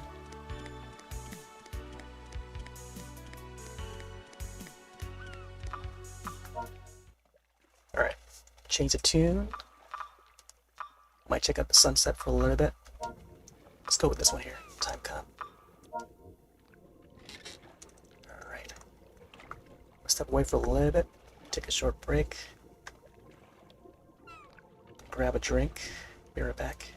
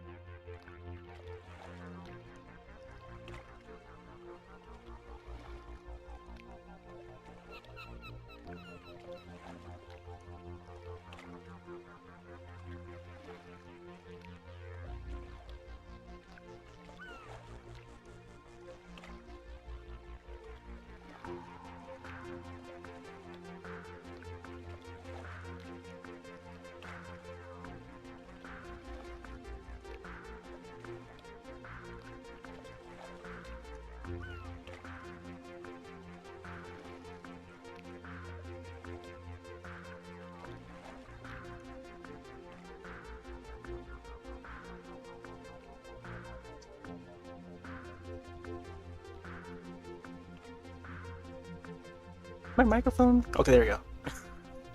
We're back. Sometimes the microphone just doesn't pick up. Just gotta get a little closer to it. I was testing to see if, or before stream, I was testing the microphone because I have another headphones that would also have a microphone. that I was thinking to use, but oh my gosh, another species here. I was thinking to use and did some test recordings, and it seemed fine, but I'm not sure if it would sound well with the game audio. So I just went back to the old setup instead. All right, so we got a Delhi penguin.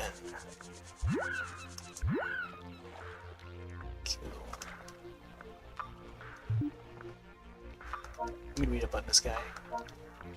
Height, roughly 2 feet. These birds have spindle-shaped bodies, but short, decorative head. Feathers give them a slightly angular look. Let's see, they are black on the back and sides and white on belly and may appear on your boat from time to time. Waddle waddle.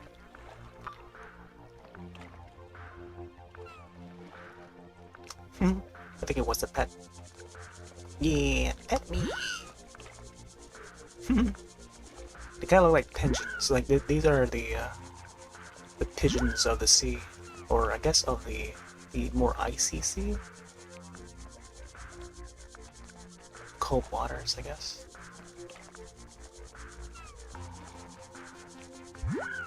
There you go. See if there's any other new ones.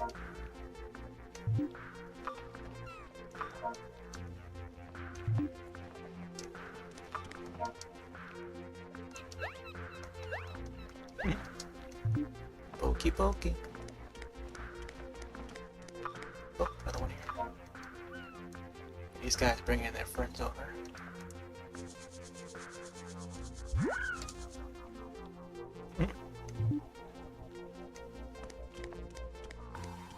This sort of angle reminds me a lot of the Mario Party minigame, where you have to make it through like a big group of penguins that rush through, and you have to, like, you know, have to go up or go down and try not to get knocked off of the iceberg. Alright, let's see what she says now. That dolphin looked like it was headed for the lagoon. We were just there. Didn't see any dolphin.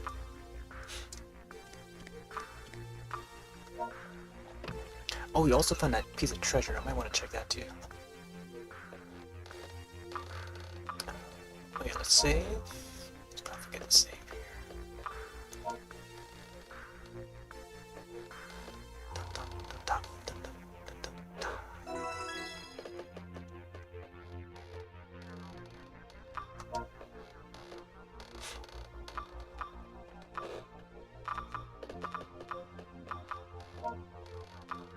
Location info, Wild Channel.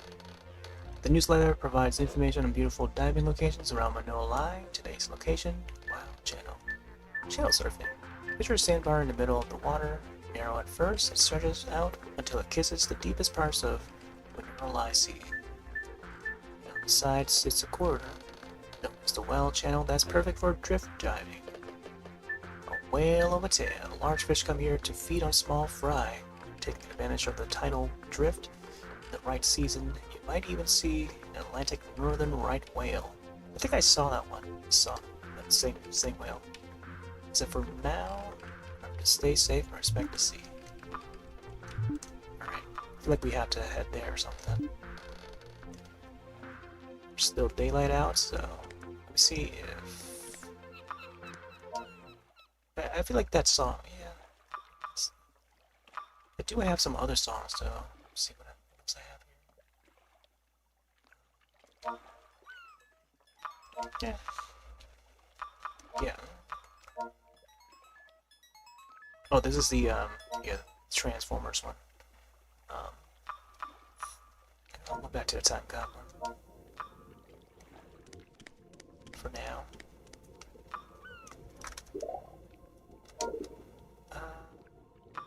Are we in the right spot? I think I gotta go back to the Wild Channel, right? That one dolphin just, or the penguin just like hopped.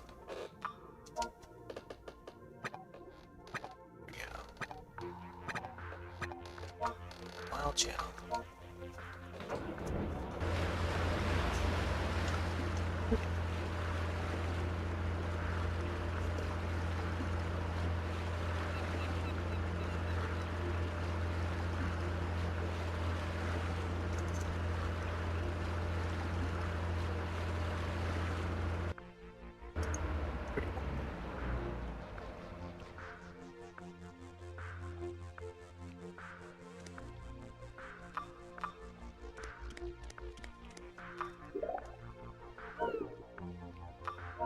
Yeah.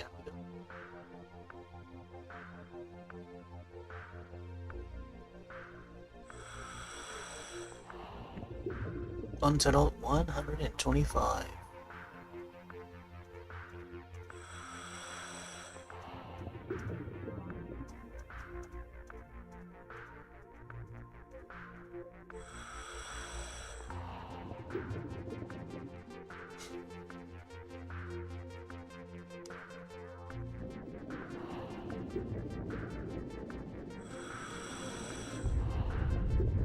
There's the whale.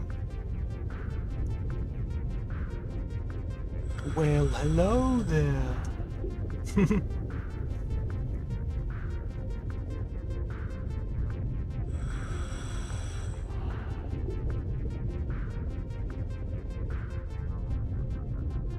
It's the underwater Gemaran.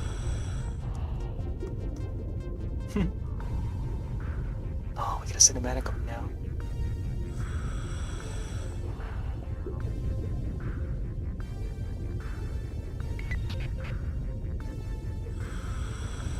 Strange to find a whale in a spot like this.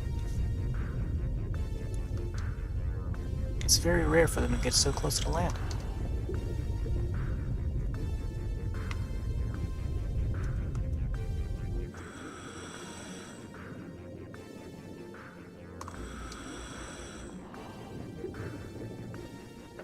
Can I not move yet? Oh, there you go. I was like trying to wiggle the remote to see if... Guess we'll follow this guy. Enable the auto swim.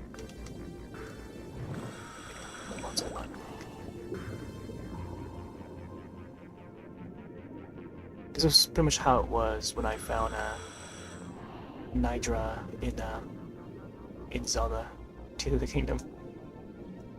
I was able to ride on its back.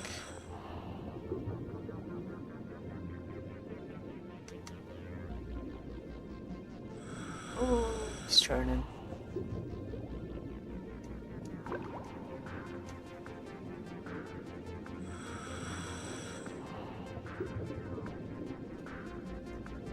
Let's give this guy some pets.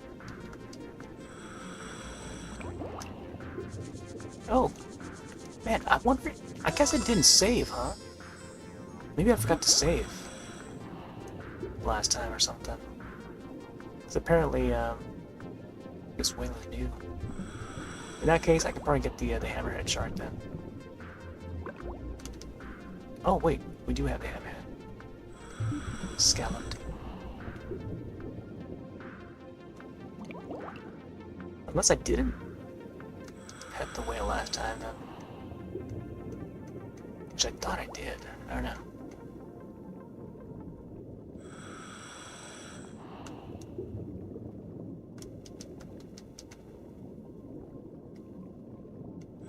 I think what I can do is give him some food or something. Yeah, we do have some food.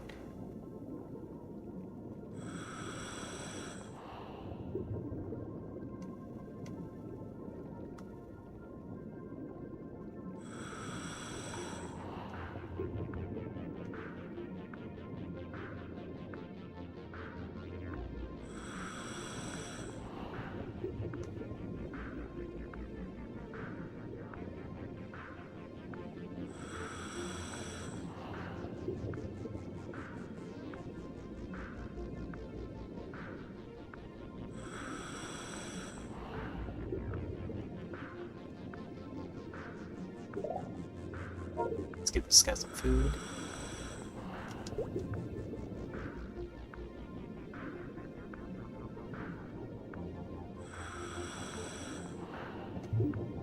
Oh yeah, the yellow guy too. Freddy Krueger? Oh no, not. I think so. It's been a while since I watched part two, but not Freddy Krueger, but the main guy in part two, Freddy's Revenge. But yeah. Wow. So okay. So I don't have this guy. I'm pretty sure I got this guy in the encyclopedia. So must not have saved. Yeah, that's Trovo. Yeah, it wasn't Freddy, it was the main guy.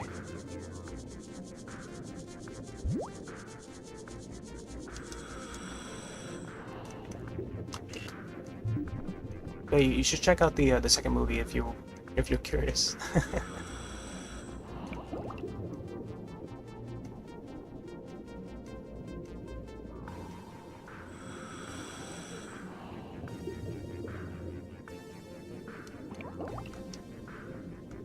Oh, we got the RAS.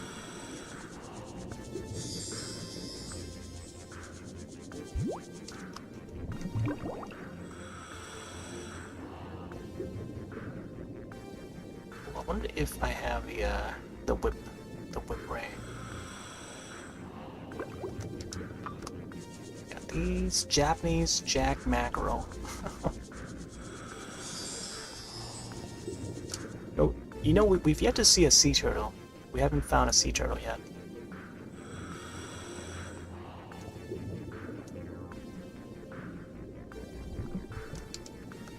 Alright, making sure we got this guy.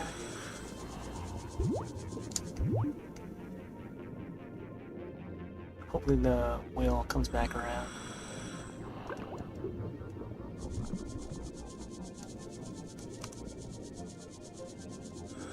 Yeah, we even did like a mission here, I think.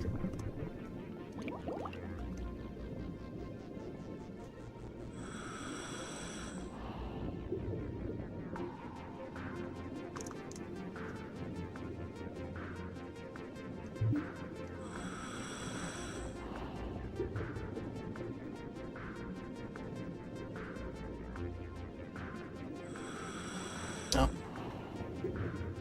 Here comes Charles. We'll name this guy Charles. Atlantic Northern Right Whale.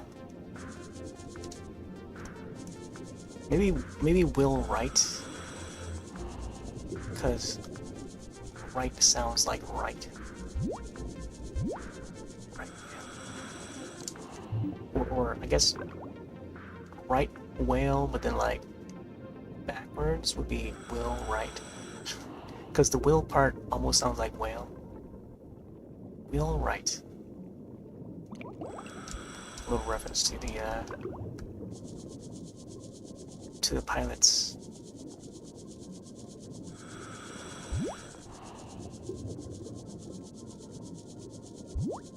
There we go.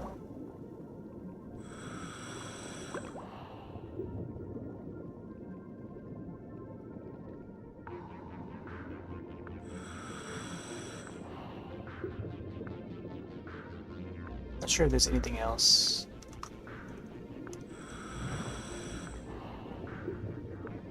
Or any other new creatures to find here. Other than the whale, I think.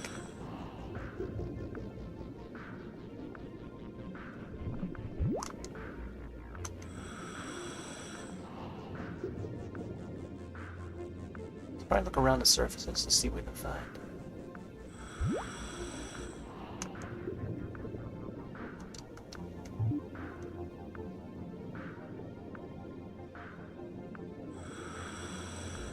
Scanning the seafloor.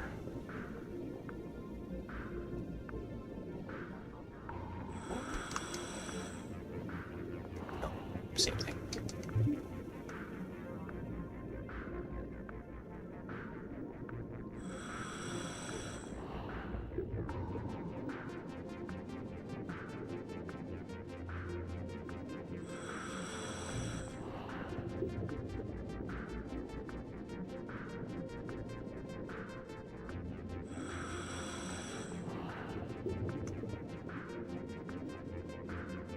Some corals up here. Do see some butterfly fish though.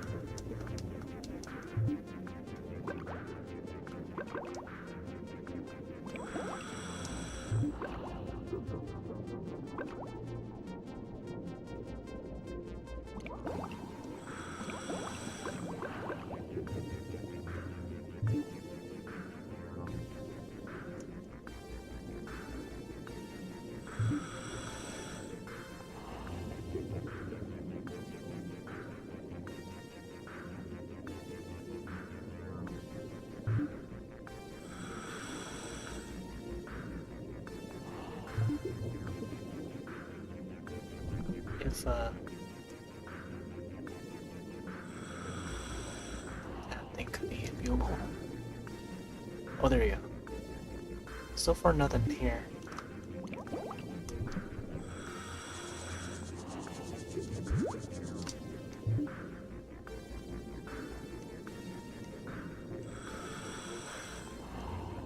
Ooh, there's a clam.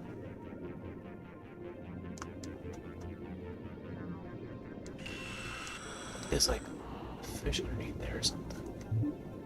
It's probably just the graphics that looks like it. There could be something there.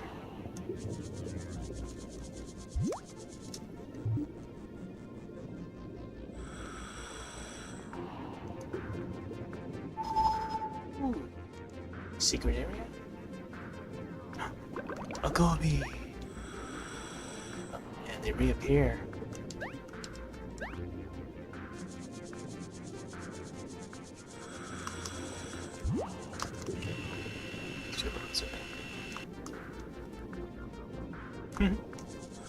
Still better.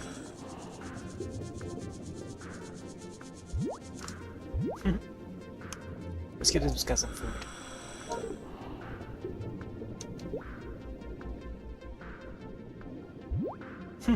Like I can go sideways.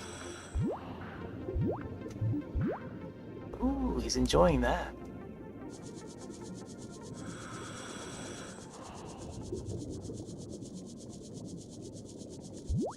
Ooh.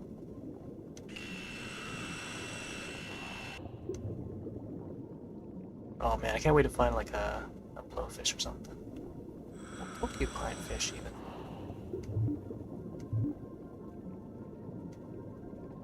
Yeah, we get to see porcupine fish, blowfish, and sea turtle. There's that teardrop again.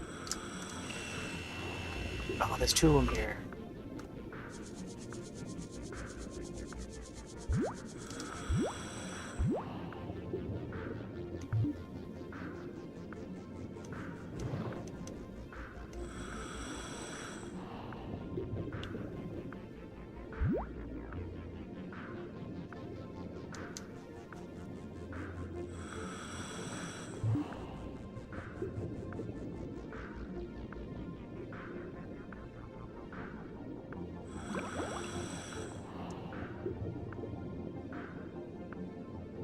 Not sure if there's anything else.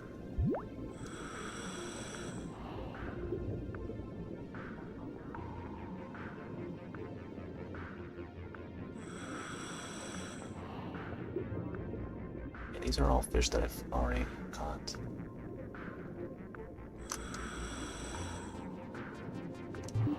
Nothing in there. Ooh. Felt like a rumble there. I've just been the fish that just floated by. Yeah, I think it was just a fish.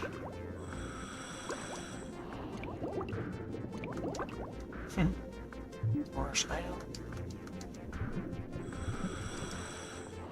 Green chromis.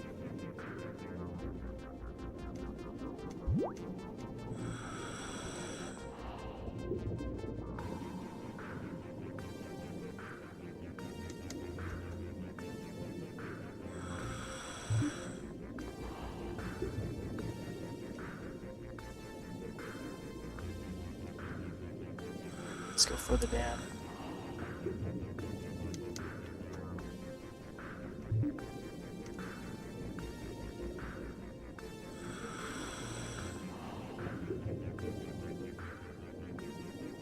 I don't remember if there were any treasures down here in this area.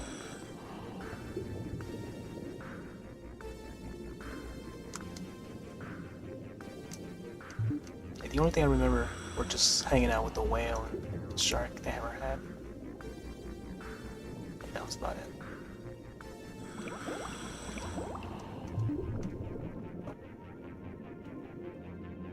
More corals down here.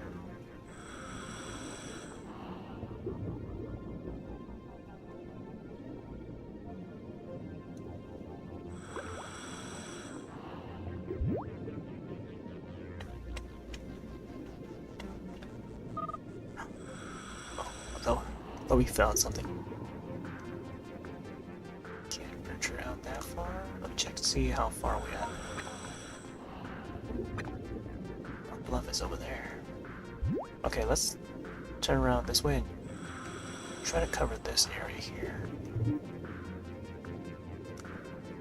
So, backwards, right? A new one? Whoa. But I almost did not try to see if this was a new one or not, because it looked like the old one. The, whatever the other ray was. Red Stingray, now that's another one. Nice looking one. Very common looking. But actual stingray this time.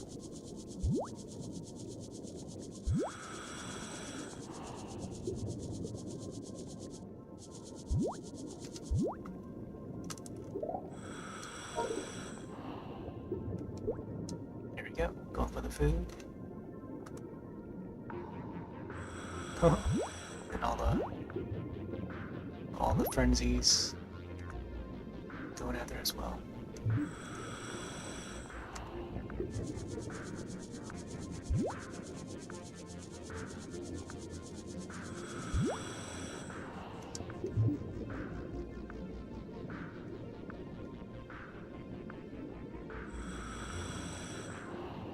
I think alongside here, right? Ooh, secret. Ooh, there's this guy again. Just remember the frogfish. Probably feed this guy.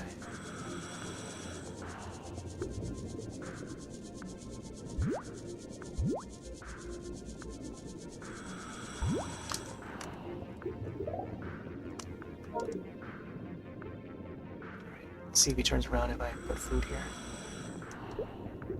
Oh, the food is put right in front of him.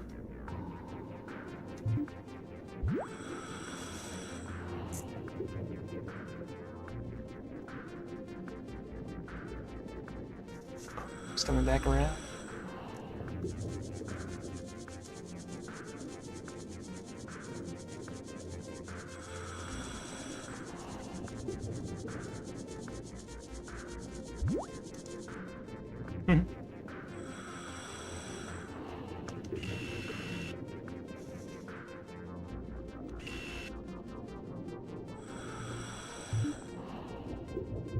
Like that, it has legs.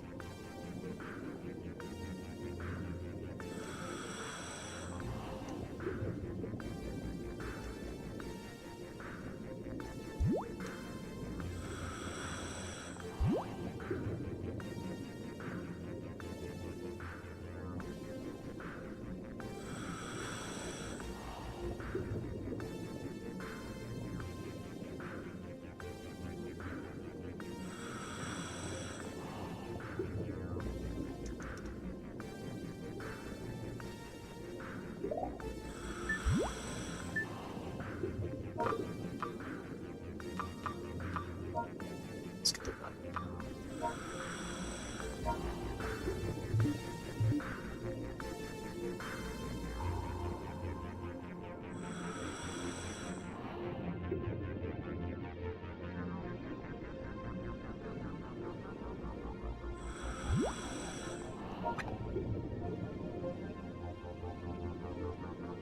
Once to cover this part here. Okay, but looks like we gotta take a right. Take a right, and then we'll come back around to the boat. Looks like we gotta go up here though. Not sure if we can get that far. Otherwise, we'd have to be at a different area to reach it.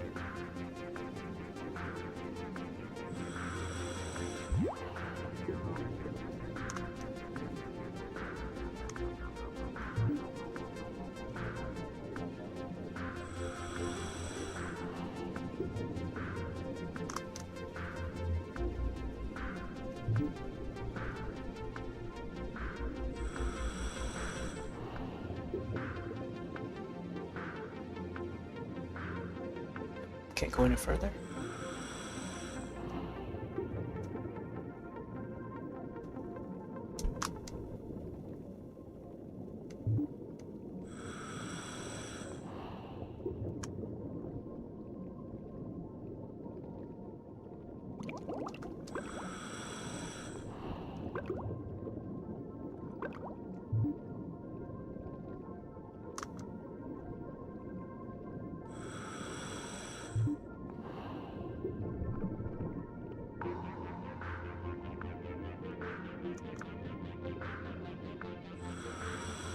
I feel like there would be like a fish or something. Maybe a crab. We haven't even seen crab. We've seen lobster, but we haven't seen crab yet.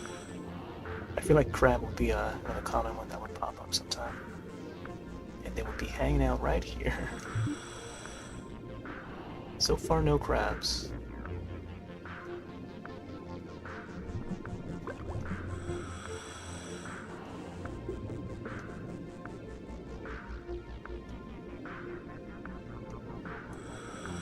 Okay, so that looks like the clan that we saw before.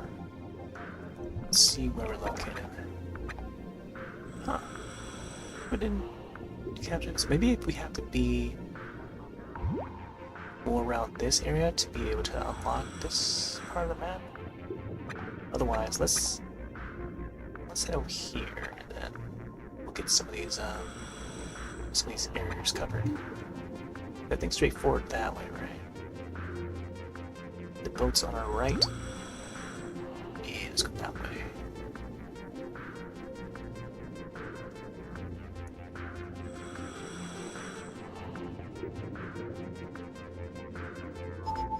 Ooh, secret spot. New fish? Oh no, okay. It's just the long noses. It's just a long nose hanging out.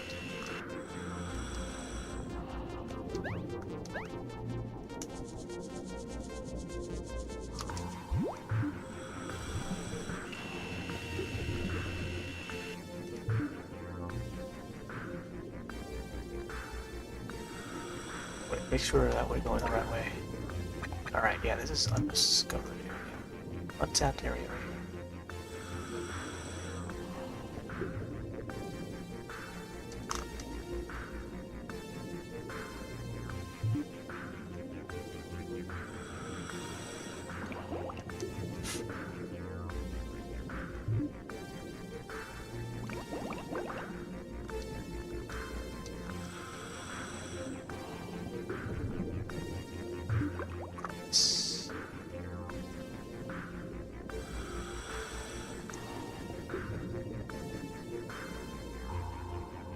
See this too often. Is it a fish underneath there? Oh no. The texture of that almost looks like there might be. Let's try it out. Huh.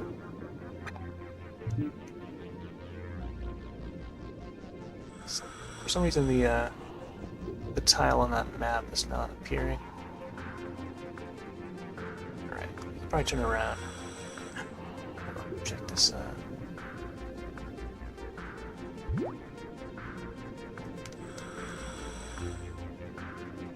nothing here.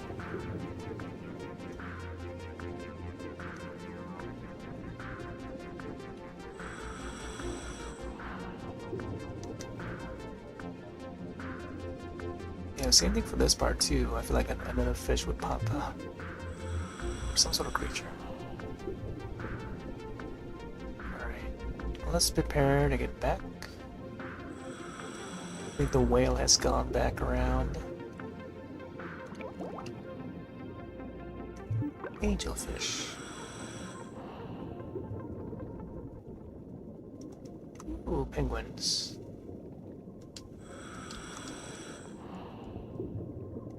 I think I got each of these guys ready.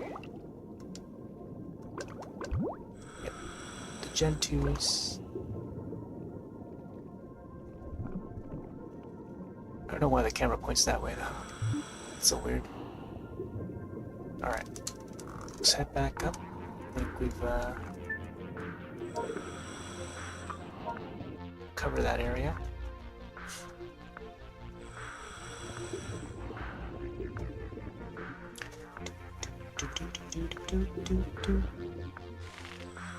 Oh, there you go. Now the tiles have shown. Maybe I gotta cover that other area on the.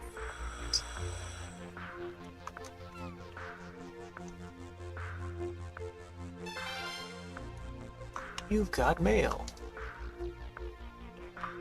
Check out that mail real quick before the sun goes down. Yeah.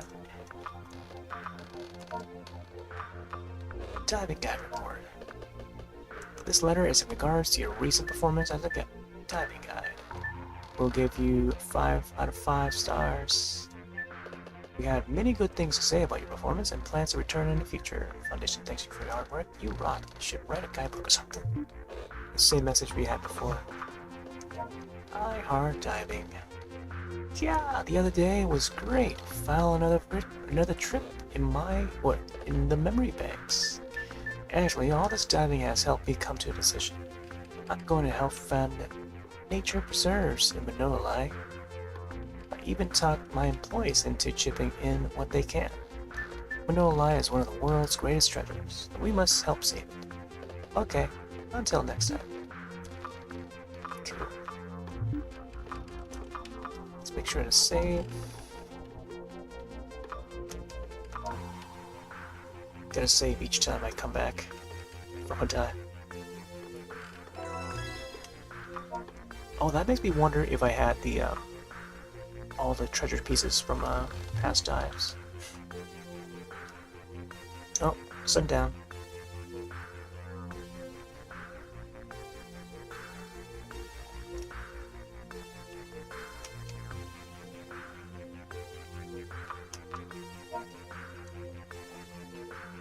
Yeah, she's still mentioning about the lagoon.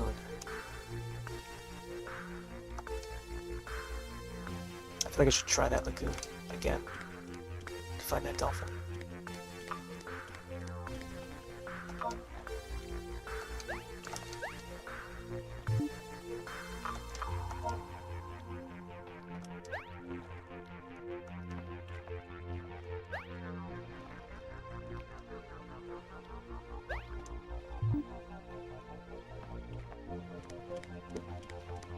Oh, I thought it was a different penguin.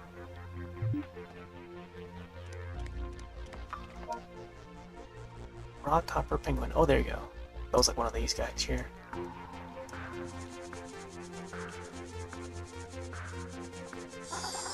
Rock hopper.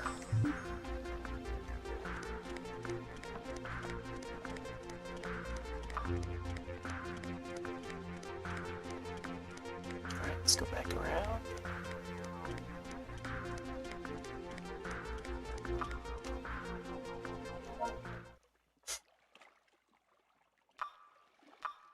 See which one this one is. Oh, right. This is late summer fields. What if this is the one that has the beat? But I do think that's the ambient version that I made. Also, we fast forward the time here to morning.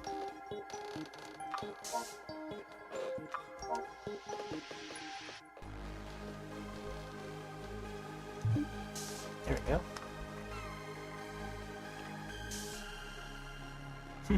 There's enough light to go diving now.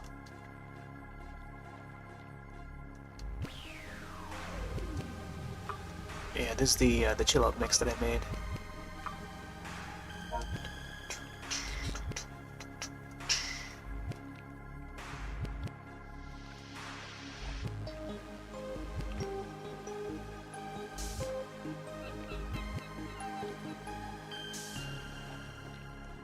Oh man, digging that purple sky right there. It's more lavender.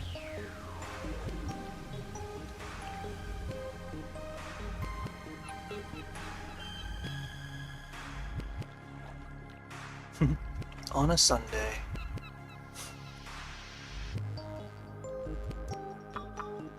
Alright, Sensitive Lagoon. Yeah, Sensitive Lagoon.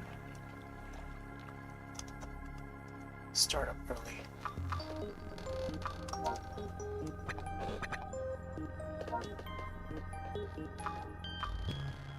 Yeah, if we can find the dolphin, that'll be great. But if not, I guess we'll come back out to this area.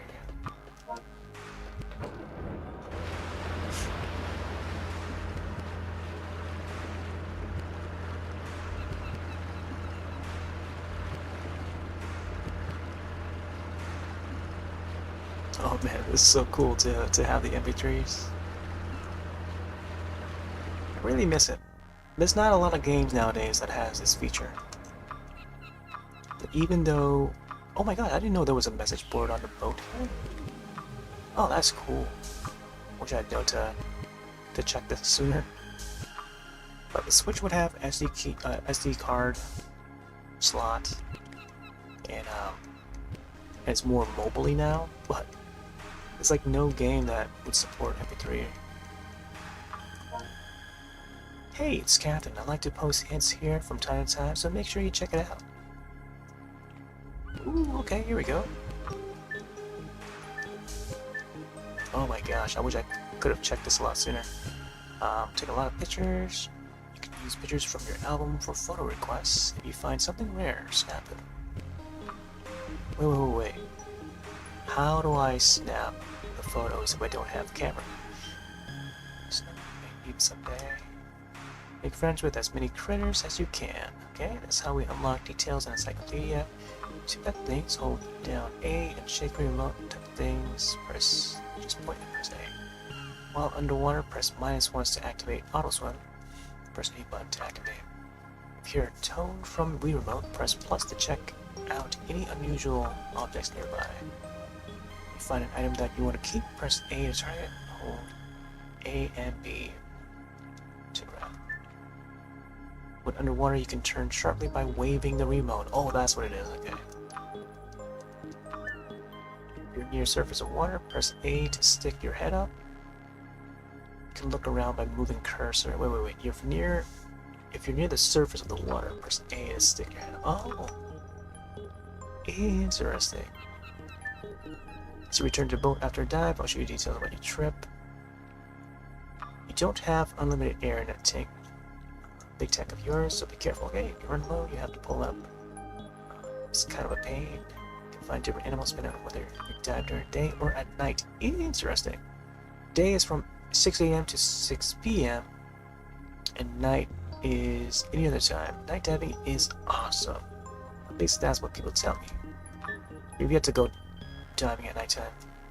We've got 4 distinct seasons in No-Lie, and some animals only come around during certain months.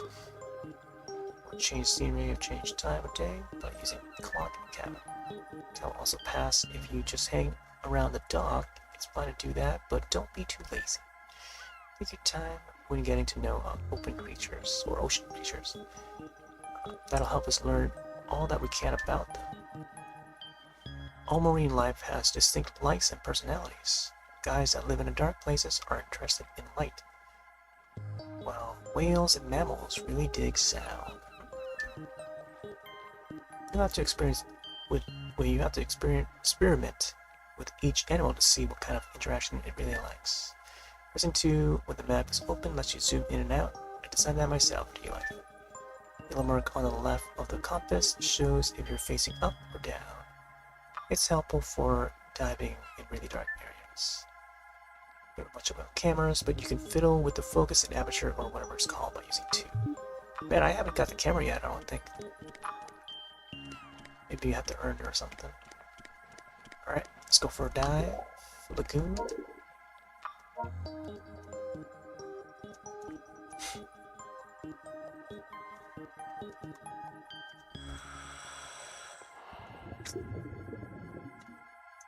Got some ice.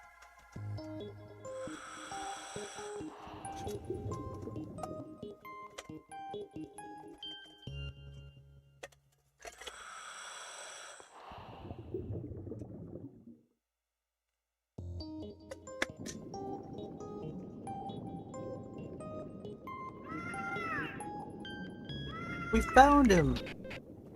Oh, that dolphin. Wow, 2.5 hours later. I think he's stuck in the lagoon. I remember helping this guy before. back on my first playthrough. Dolphins use a kind of sonar called echolocation to navigate. It works like a radar dish, sending out signals and then getting them back. But shallow water like this can cause them problems. They have trouble figuring out where they are. And in the worst case scenario, they can become stranded. Now I'm worried, poor little guy. We have to help him.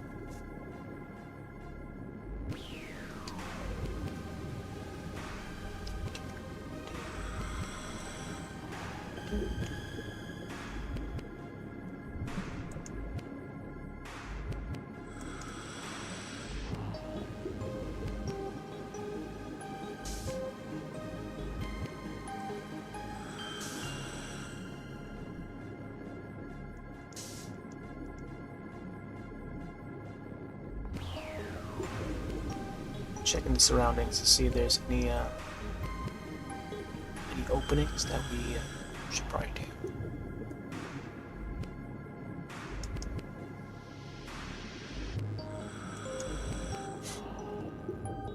I feel like this opening right here is probably the only area, right? Because lagoon is a lagoon, so there's only one opening.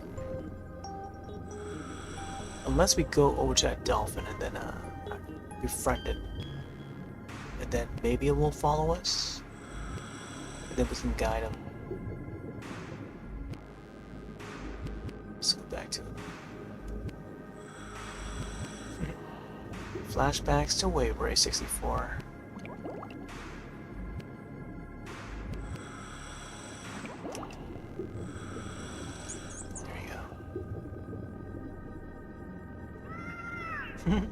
Hey, I think he's following you.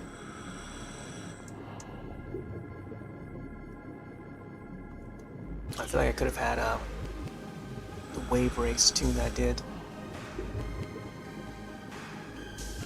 I'll try to find the MP3 for that and then drag it in for next session. Let's lead him to the coral forest.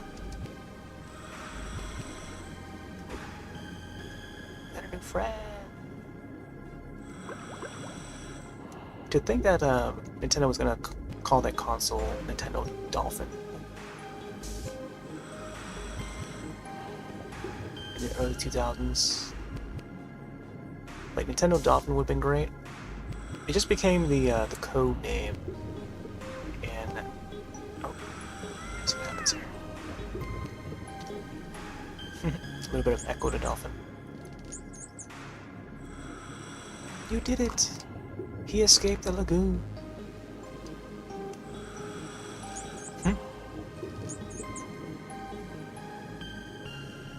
I think that dolphin likes you.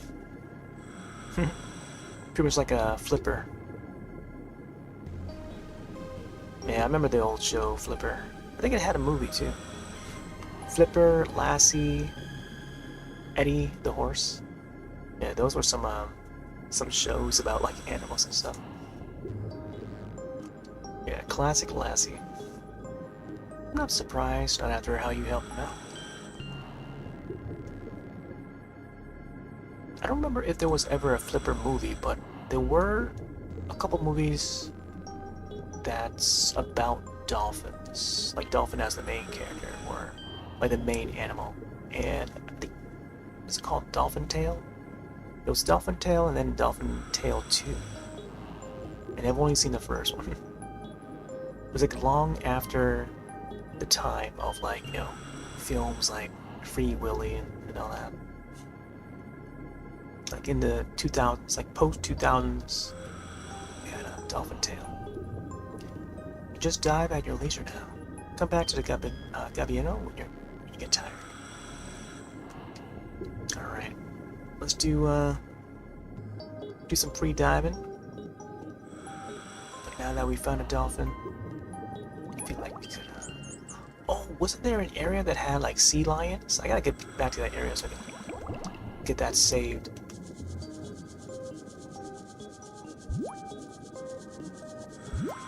Yeah, there were some sea lions that we saw last time. dolphin dude.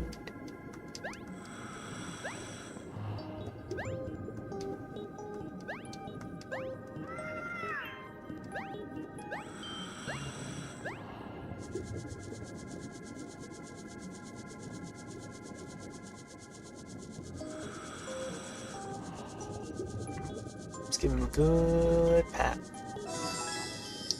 Bottlenose dolphin. There you go. We got him.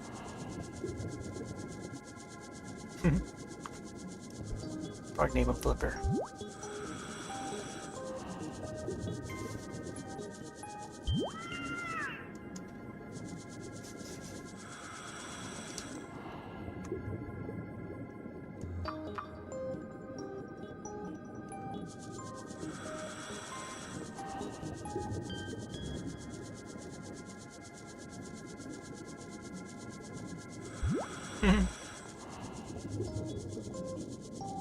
All the pets. Alright, let's see if we can feed him. Is it feeding time? Oh, we got 10. 10 out of 10. Cool, let's get this guy. All the foods. No, get back in.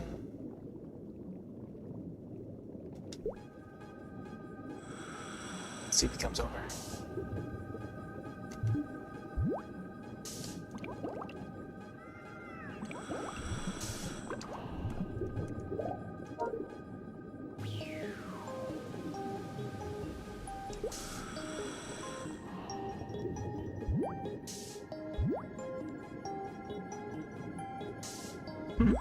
Like always swimming upside down.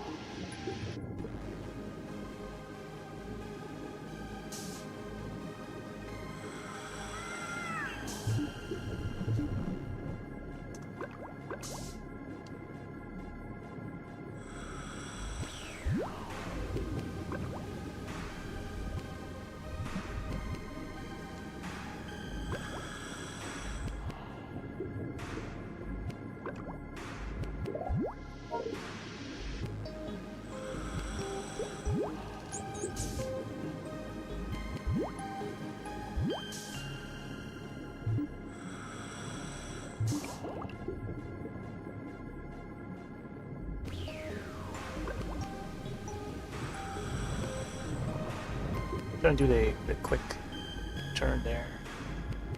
There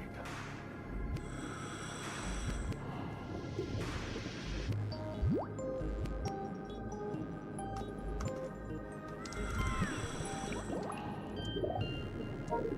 Let's try aiming him again.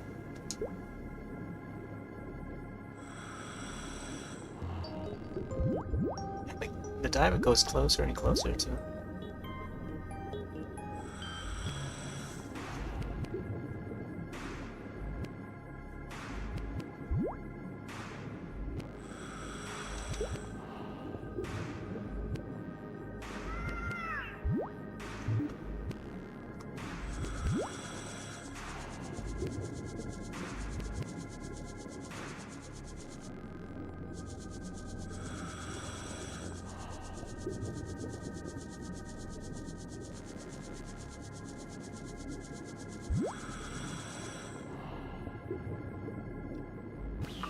Let's check out the details for this dolphin. Torsiops truncatus. Roughly 12 feet, these mammals have spindle-shaped bodies with short, wide beaks.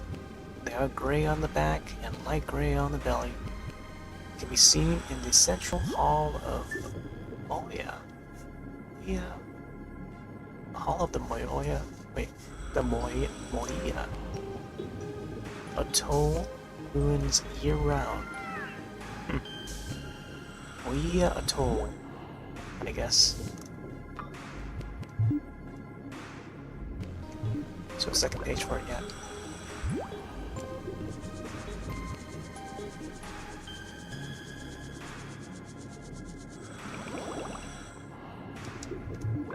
Alright, curious to see if there's any new stuff around here.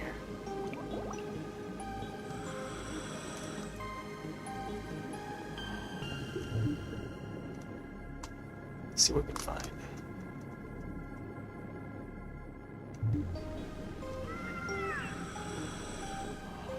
forest.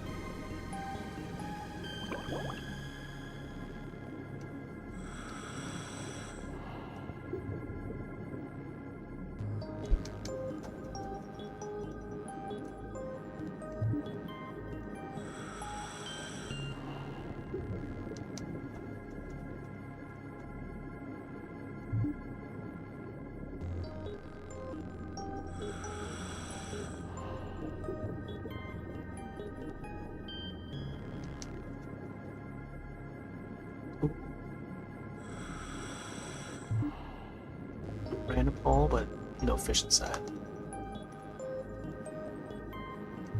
I think only if there's like a hidden secret spot that blinks, maybe then would have a.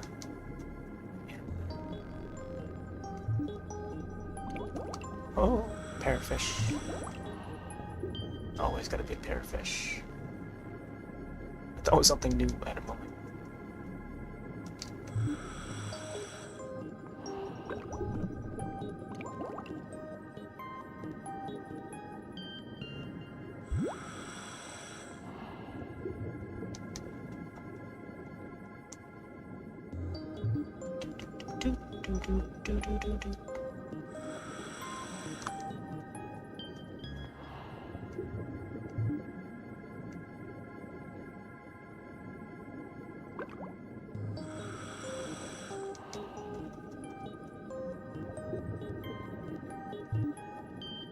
So yeah, this cover I made, well, I guess it's more of a remix. A chill out ambient version of Solar Stone. Late summer fields, and also based on the Fairy Corson version. Normally, the original I think would have vocals. Very melodic. It's a melodic trance track with a 4x4 beat, full-on 4x4 beat, I think. But this version I made is more ambient, less beats, and just atmospheric.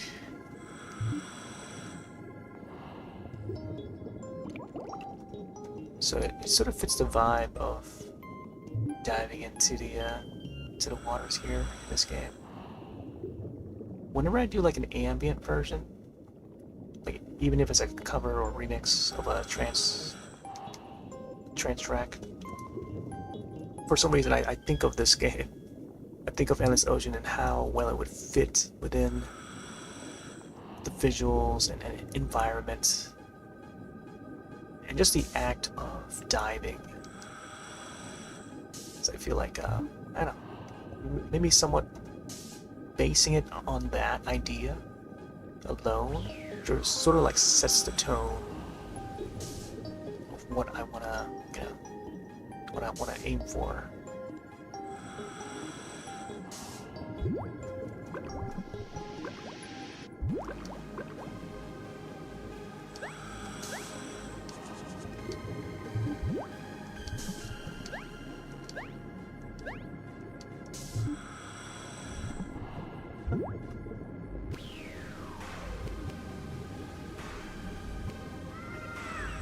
It's over there.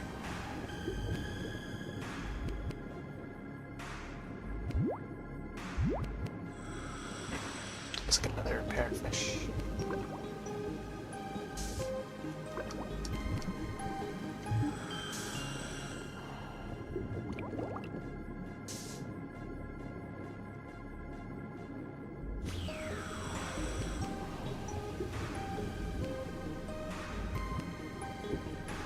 Yo, let's go down there.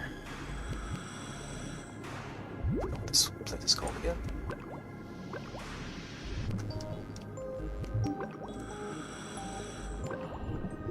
Oh yes, the blue holes. We were just here earlier.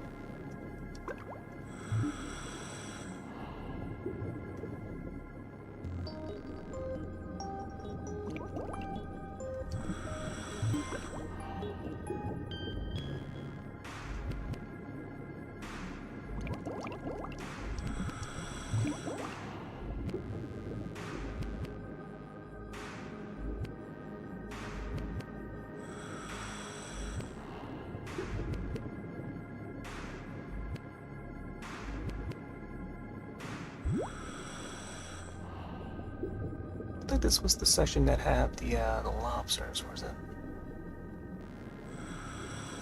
Yeah, I think this is where I checked to see if there's the oh wait. What's this?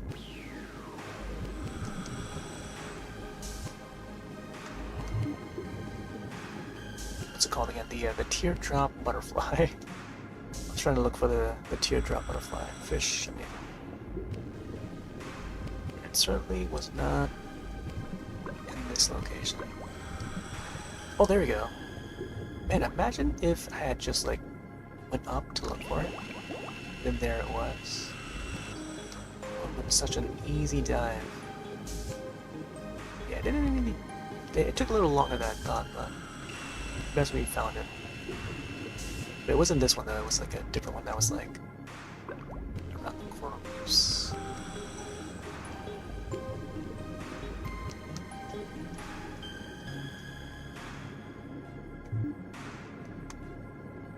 Man, I would love to see a new entry for Endless Ocean. Ooh, sparkly over there. Could be a treasure. Oh, I can't get to it. I think I have to set a boat to that location. Let's see where we are. Okay, let's see.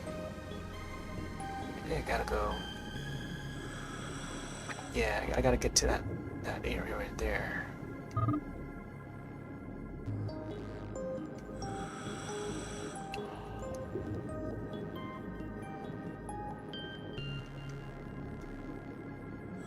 Probably go back, check out the dolphin, and then maybe we'll relocate the boat.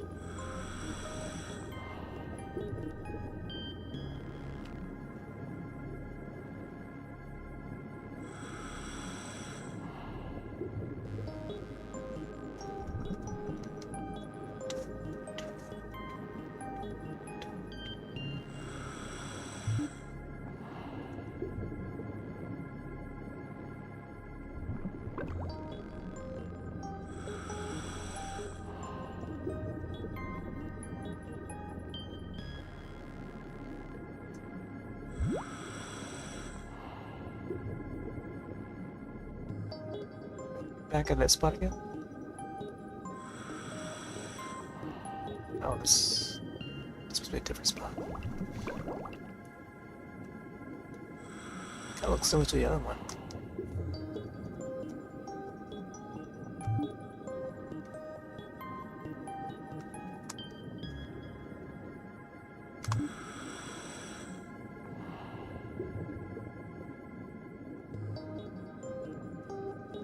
Oh, these are the blue holes, yeah.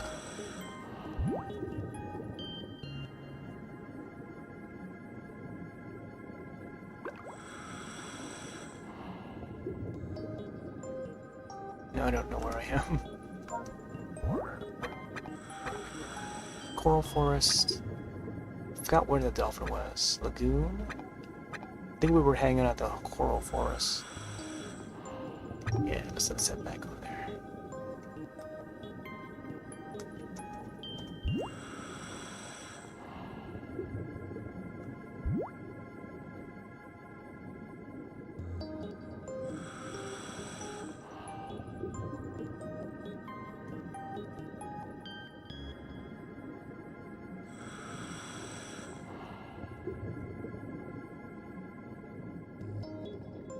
See why they call it coral forest.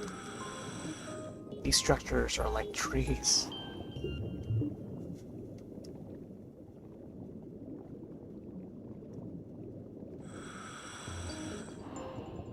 I just gotta find the dolphin again. Oh, can't go any further.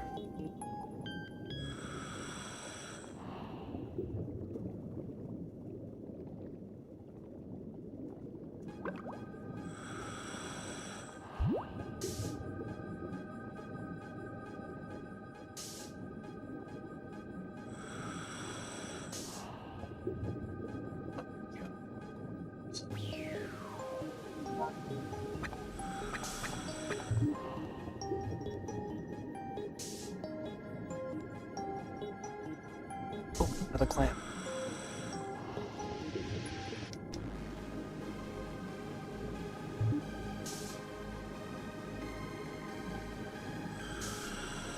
So far, it's just fish that we've already seen. No fish yet.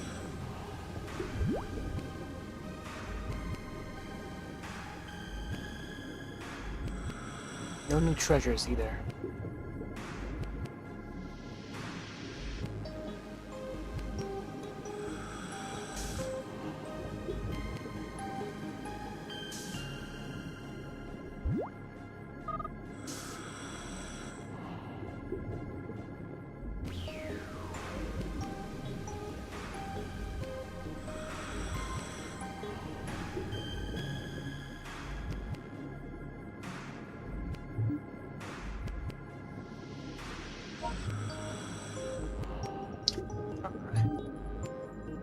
Should get back. No idea where the dolphin is now. I feel like I should go find it.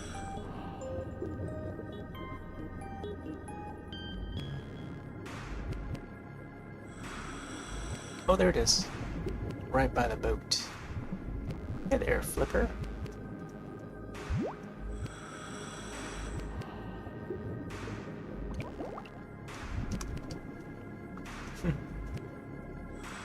Oh, don't know.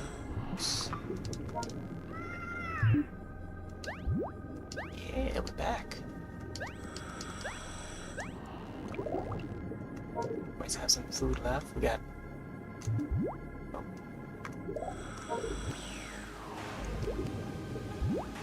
There we go. Gonna feed this guy the rest of the food before we get back up.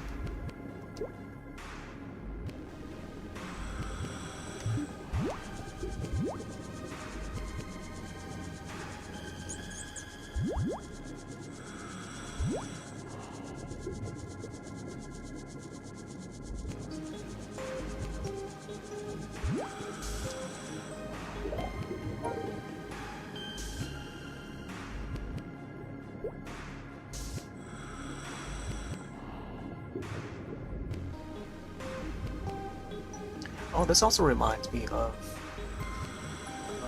Moonbeam City, I think? Yeah, Moonbeam City. This animated series that would air on Comedy Central.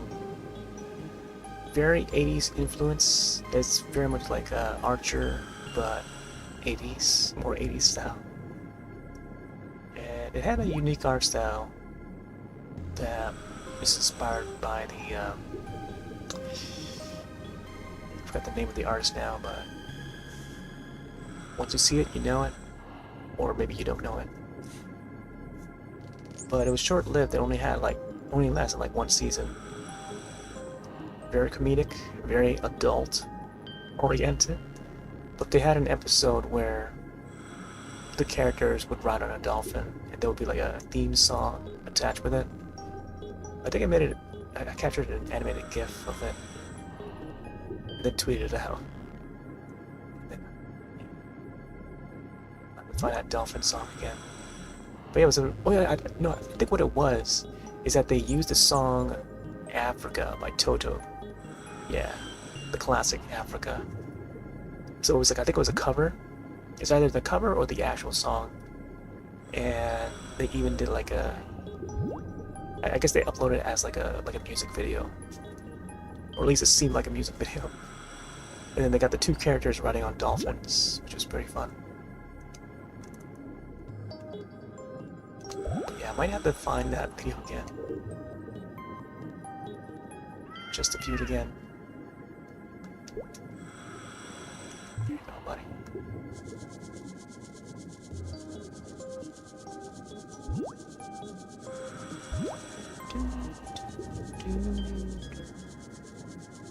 Oh man, this makes me want to play Wave Race 64 again. Maybe next Wednesday I'll probably hop onto it. Get some wave racing. Or way back Wednesday. It'll be great to try and ride the dolphin again. In that.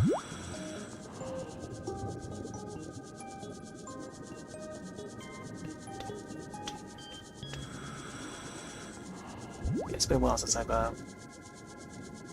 made use of the N64 controller for the Switch.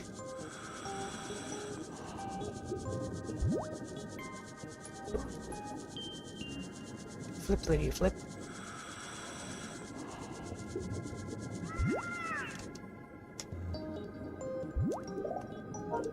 Alright, we got one piece of food left. There we go. Boop.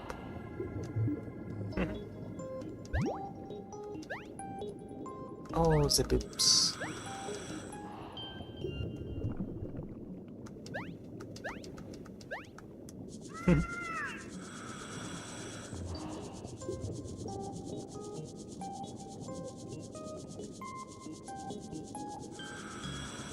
Alright. It's been fun hanging out with this guy. I think it's time we head back up.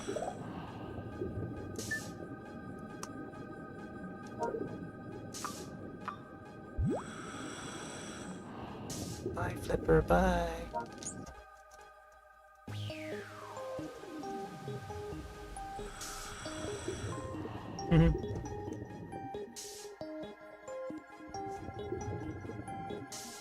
I don't think we were that deep or that far from the boat. But the cinematic shows that we're pretty far deep.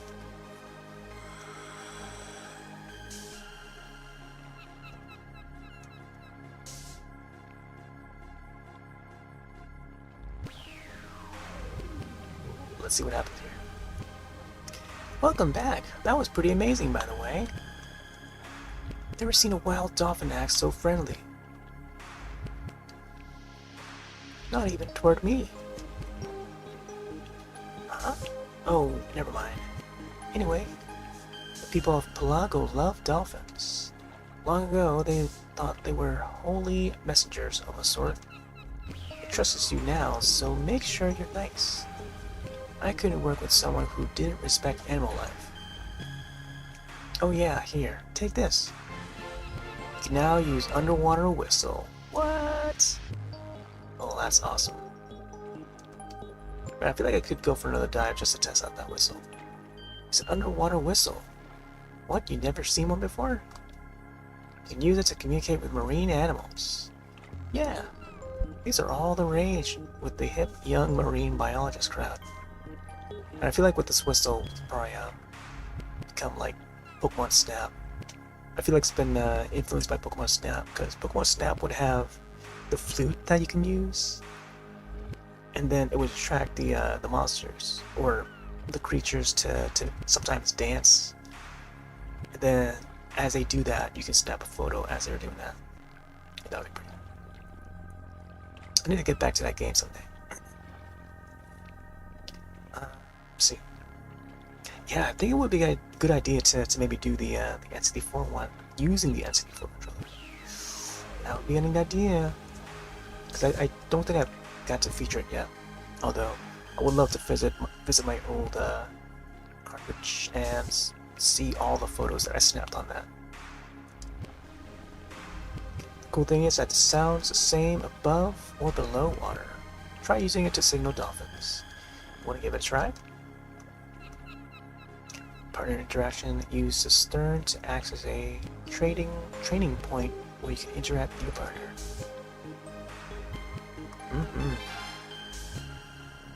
You've got mail.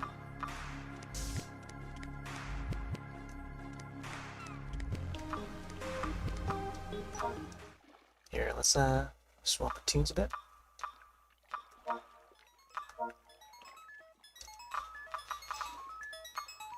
Just the level of this one. Because I know this one's gonna be a bit more on the loud side.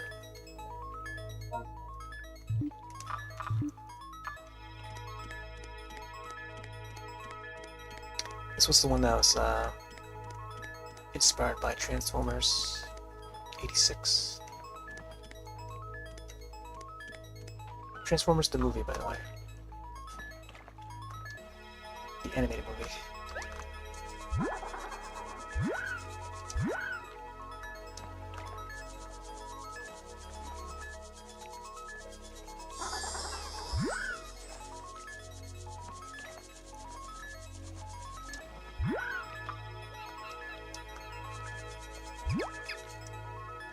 Chirp chirp. Ooh, we got 3 pages now.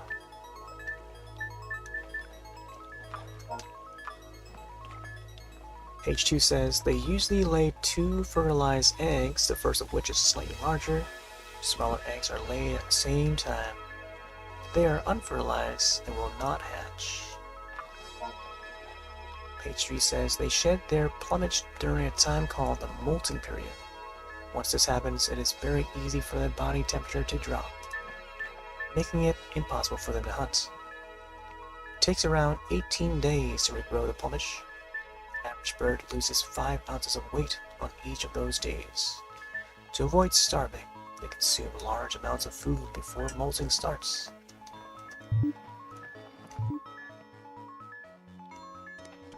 Yeah, You've Got the Touch, you know that song? The chords for that, I sort of base the my chords here on that, but also giving it my own turnaround for it. Also, let's take a look at the collection here.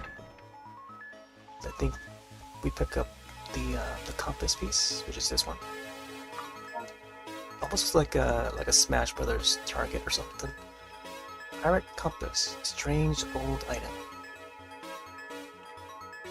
We can zoom in on that, can't we?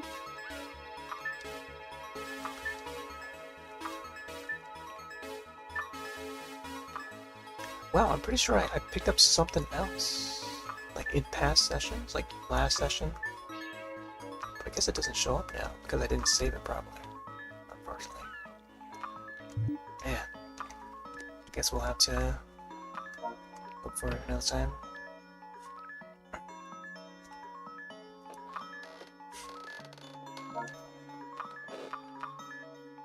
Diving guide request. Should we go for this diving request? Japanese bullhead shark spawning. Ooh. Let's check out this request real quick. Aubrey Dorman. We have a request from Michael Schaft. He would like to explore blue holes. Let us know if you can fill in a request within 7 days. If you get a positive reply, we'll send a client to you. 7 days, eh? I could get back to this. I kind of just want to test out the whistle for a little bit, and then maybe we can call. Let's check out this Japanese bullhead shark spawning. During this time of year, Japanese bullhead sharks gather in Manora-Lai coastal waters to spawn. Our data indicates spawning is now occurring around G5 area of your map. Perhaps you should sail over there and take a look yourself. I'm sure it will prove to be fascinating. G5, eh? Like a G5, like a G5. So, let's see, according to the map, it's G and then 5, which is this area.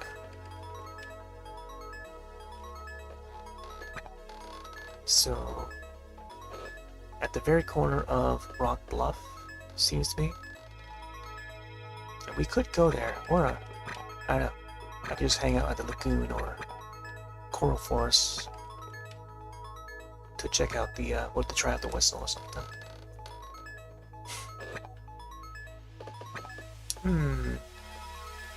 You know what? Yeah, we could probably check out the shark. Let's move the boat.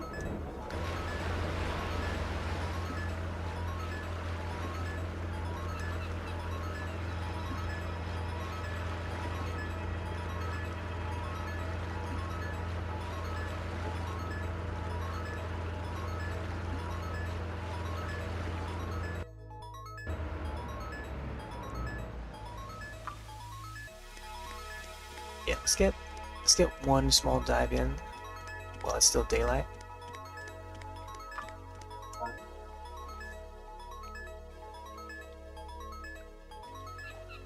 Try going down the gangplank. That creature might come to you. Wait, try going down a gangplank? What does that mean?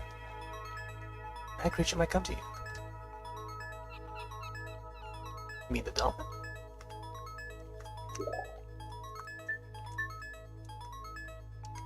Huh, I wonder why it's not allowing us to dive.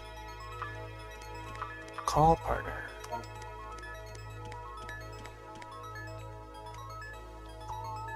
Oh, the gangplank, that's where. Oh, it's a dolphin. Nice. Oh, look, he did a flip.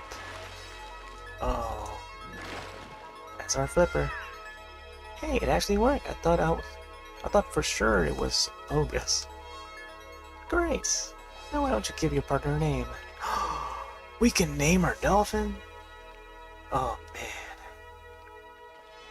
Hey there, HD the King. Sorry I missed your message earlier. I'm like so immersed in this. Oh, wait. Let me give you some name ideas. I'm good at this. Phineas? Nah, not Phineas. What do you think? Don't like it? Well then, what kind of name do you have in mind? Alright. I don't know, I'm sort of leaning towards Flipper because I feel nostalgic about Flipper. But I am up for suggestions for naming this dolphin. So, if any folks that are still awake, still up, that may have some suggestions, feel free to type them out.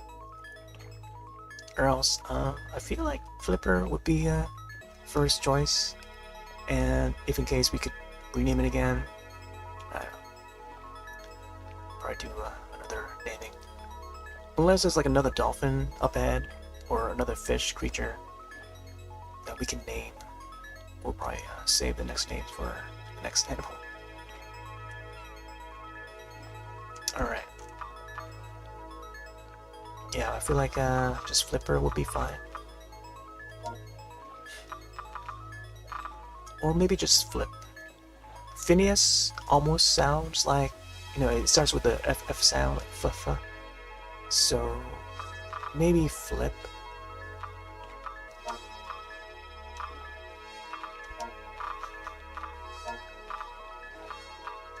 Or Flippy. Flippy to Flipper. Flippy. Yeah, Flip. Flippy, yeah. Flippo. Flippy? Flipper. Flipperio? Flipperio. I think Flippy is just fine.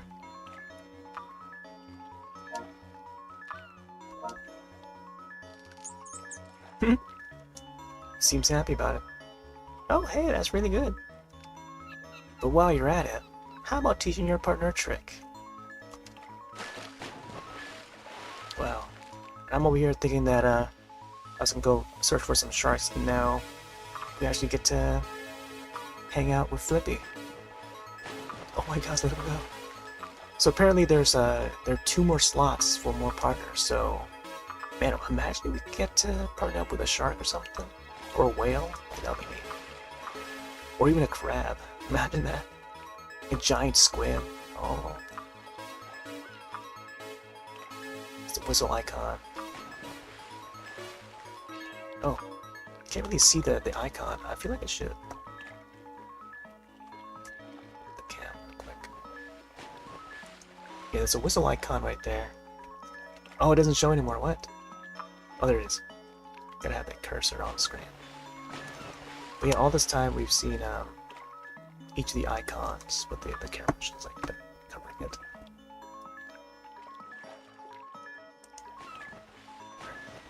Let's bring it back on.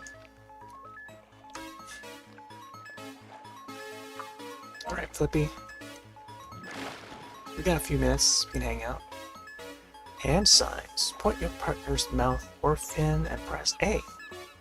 Release it and press it again while moving the Wii remote in a direction. This will give them a command. Try giving your partners directions.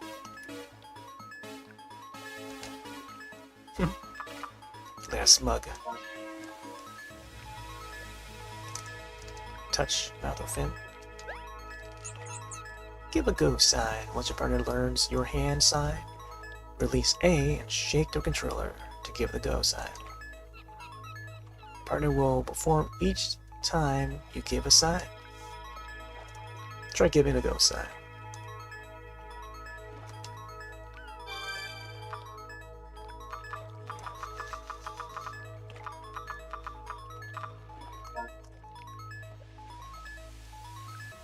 Not sure how to do the go sign thing.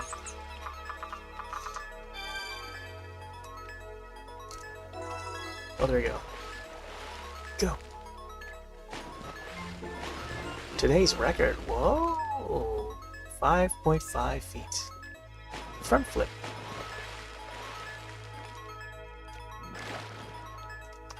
Wow, that's really good. Oh, wait, he's trying to say something. That's all you got, pal? Hey, don't look at me. I'm just a translator. We got a smug face. Directing your partner like this can be a great experience. The more you practice, the closer you two will get. If you do well, your partner's tricks will evolve and change. But that's really up to you, so keep training.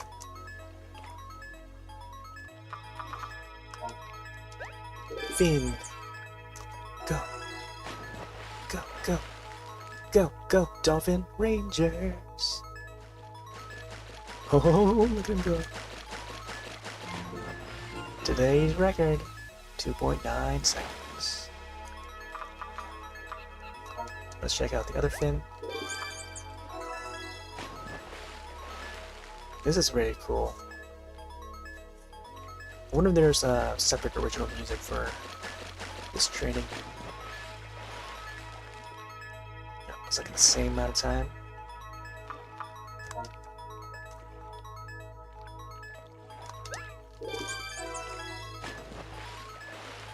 Try to flick it to like both directions. Ooh, 4.4. It's a little lower. Let me try it again.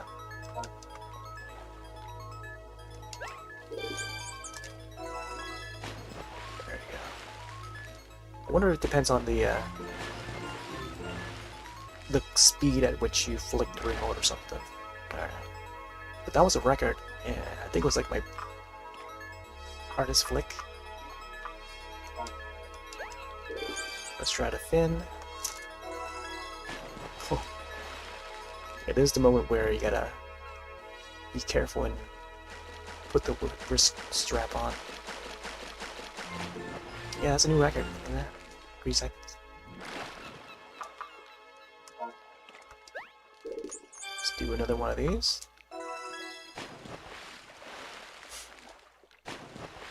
Ooh. Spin jump.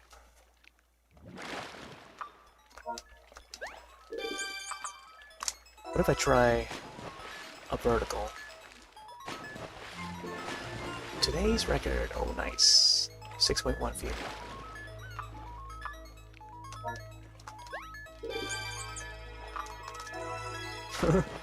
I just like flick it wherever.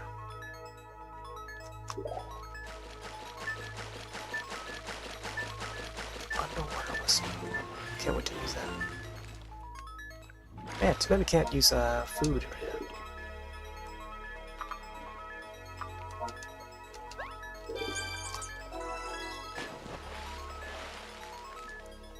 Even the go sign sort of reminds me of Wave Race 64 for some reason.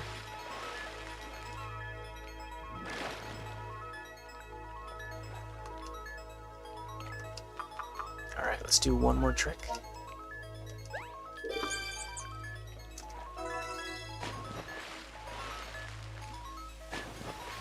Ooh, another new record! Keeps doing better and better. 6.5 feet. Alright. Good boy. There we go.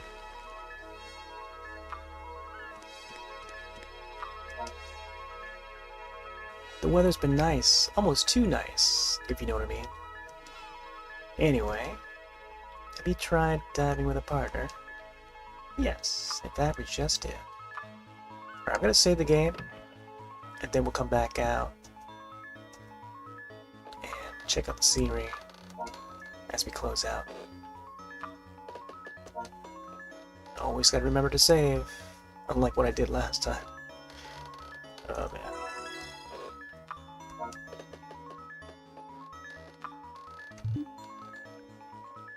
Yeah, next time we come back, we'll check out that mail again and answer that request.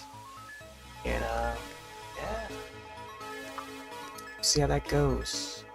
So, I'm not sure if it's gonna be next time. Or, I'm not sure when the next time is gonna be. Is that the Wednesday or maybe another Sunday? Next Sunday or something. Let's see. Alright. Thanks all for dropping on in. Hanging out. Chilling on this fine Sunday.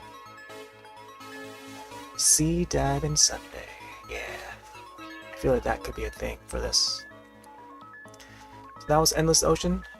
We can view our friend Flippy flip around in the waters here. Made some new friends for Friendship Day. Reminisce on some old Japanese animation. That is Sailor Moon, namely Sailor Moon, and a whole lot of other stuff. K-pop. Anyways, I'm gonna take off for now. There could be some Monster Hunter tomorrow. Monster Hunter Rise, specifically. Get some more hunts in on that. And, yeah. And then, yeah. I think we'll probably stick to the same schedule. But maybe something different on Wednesday. We'll see. Alright. I'll take off for now. Have yourselves a wonderful night or day. I'll see you in the next one. Later.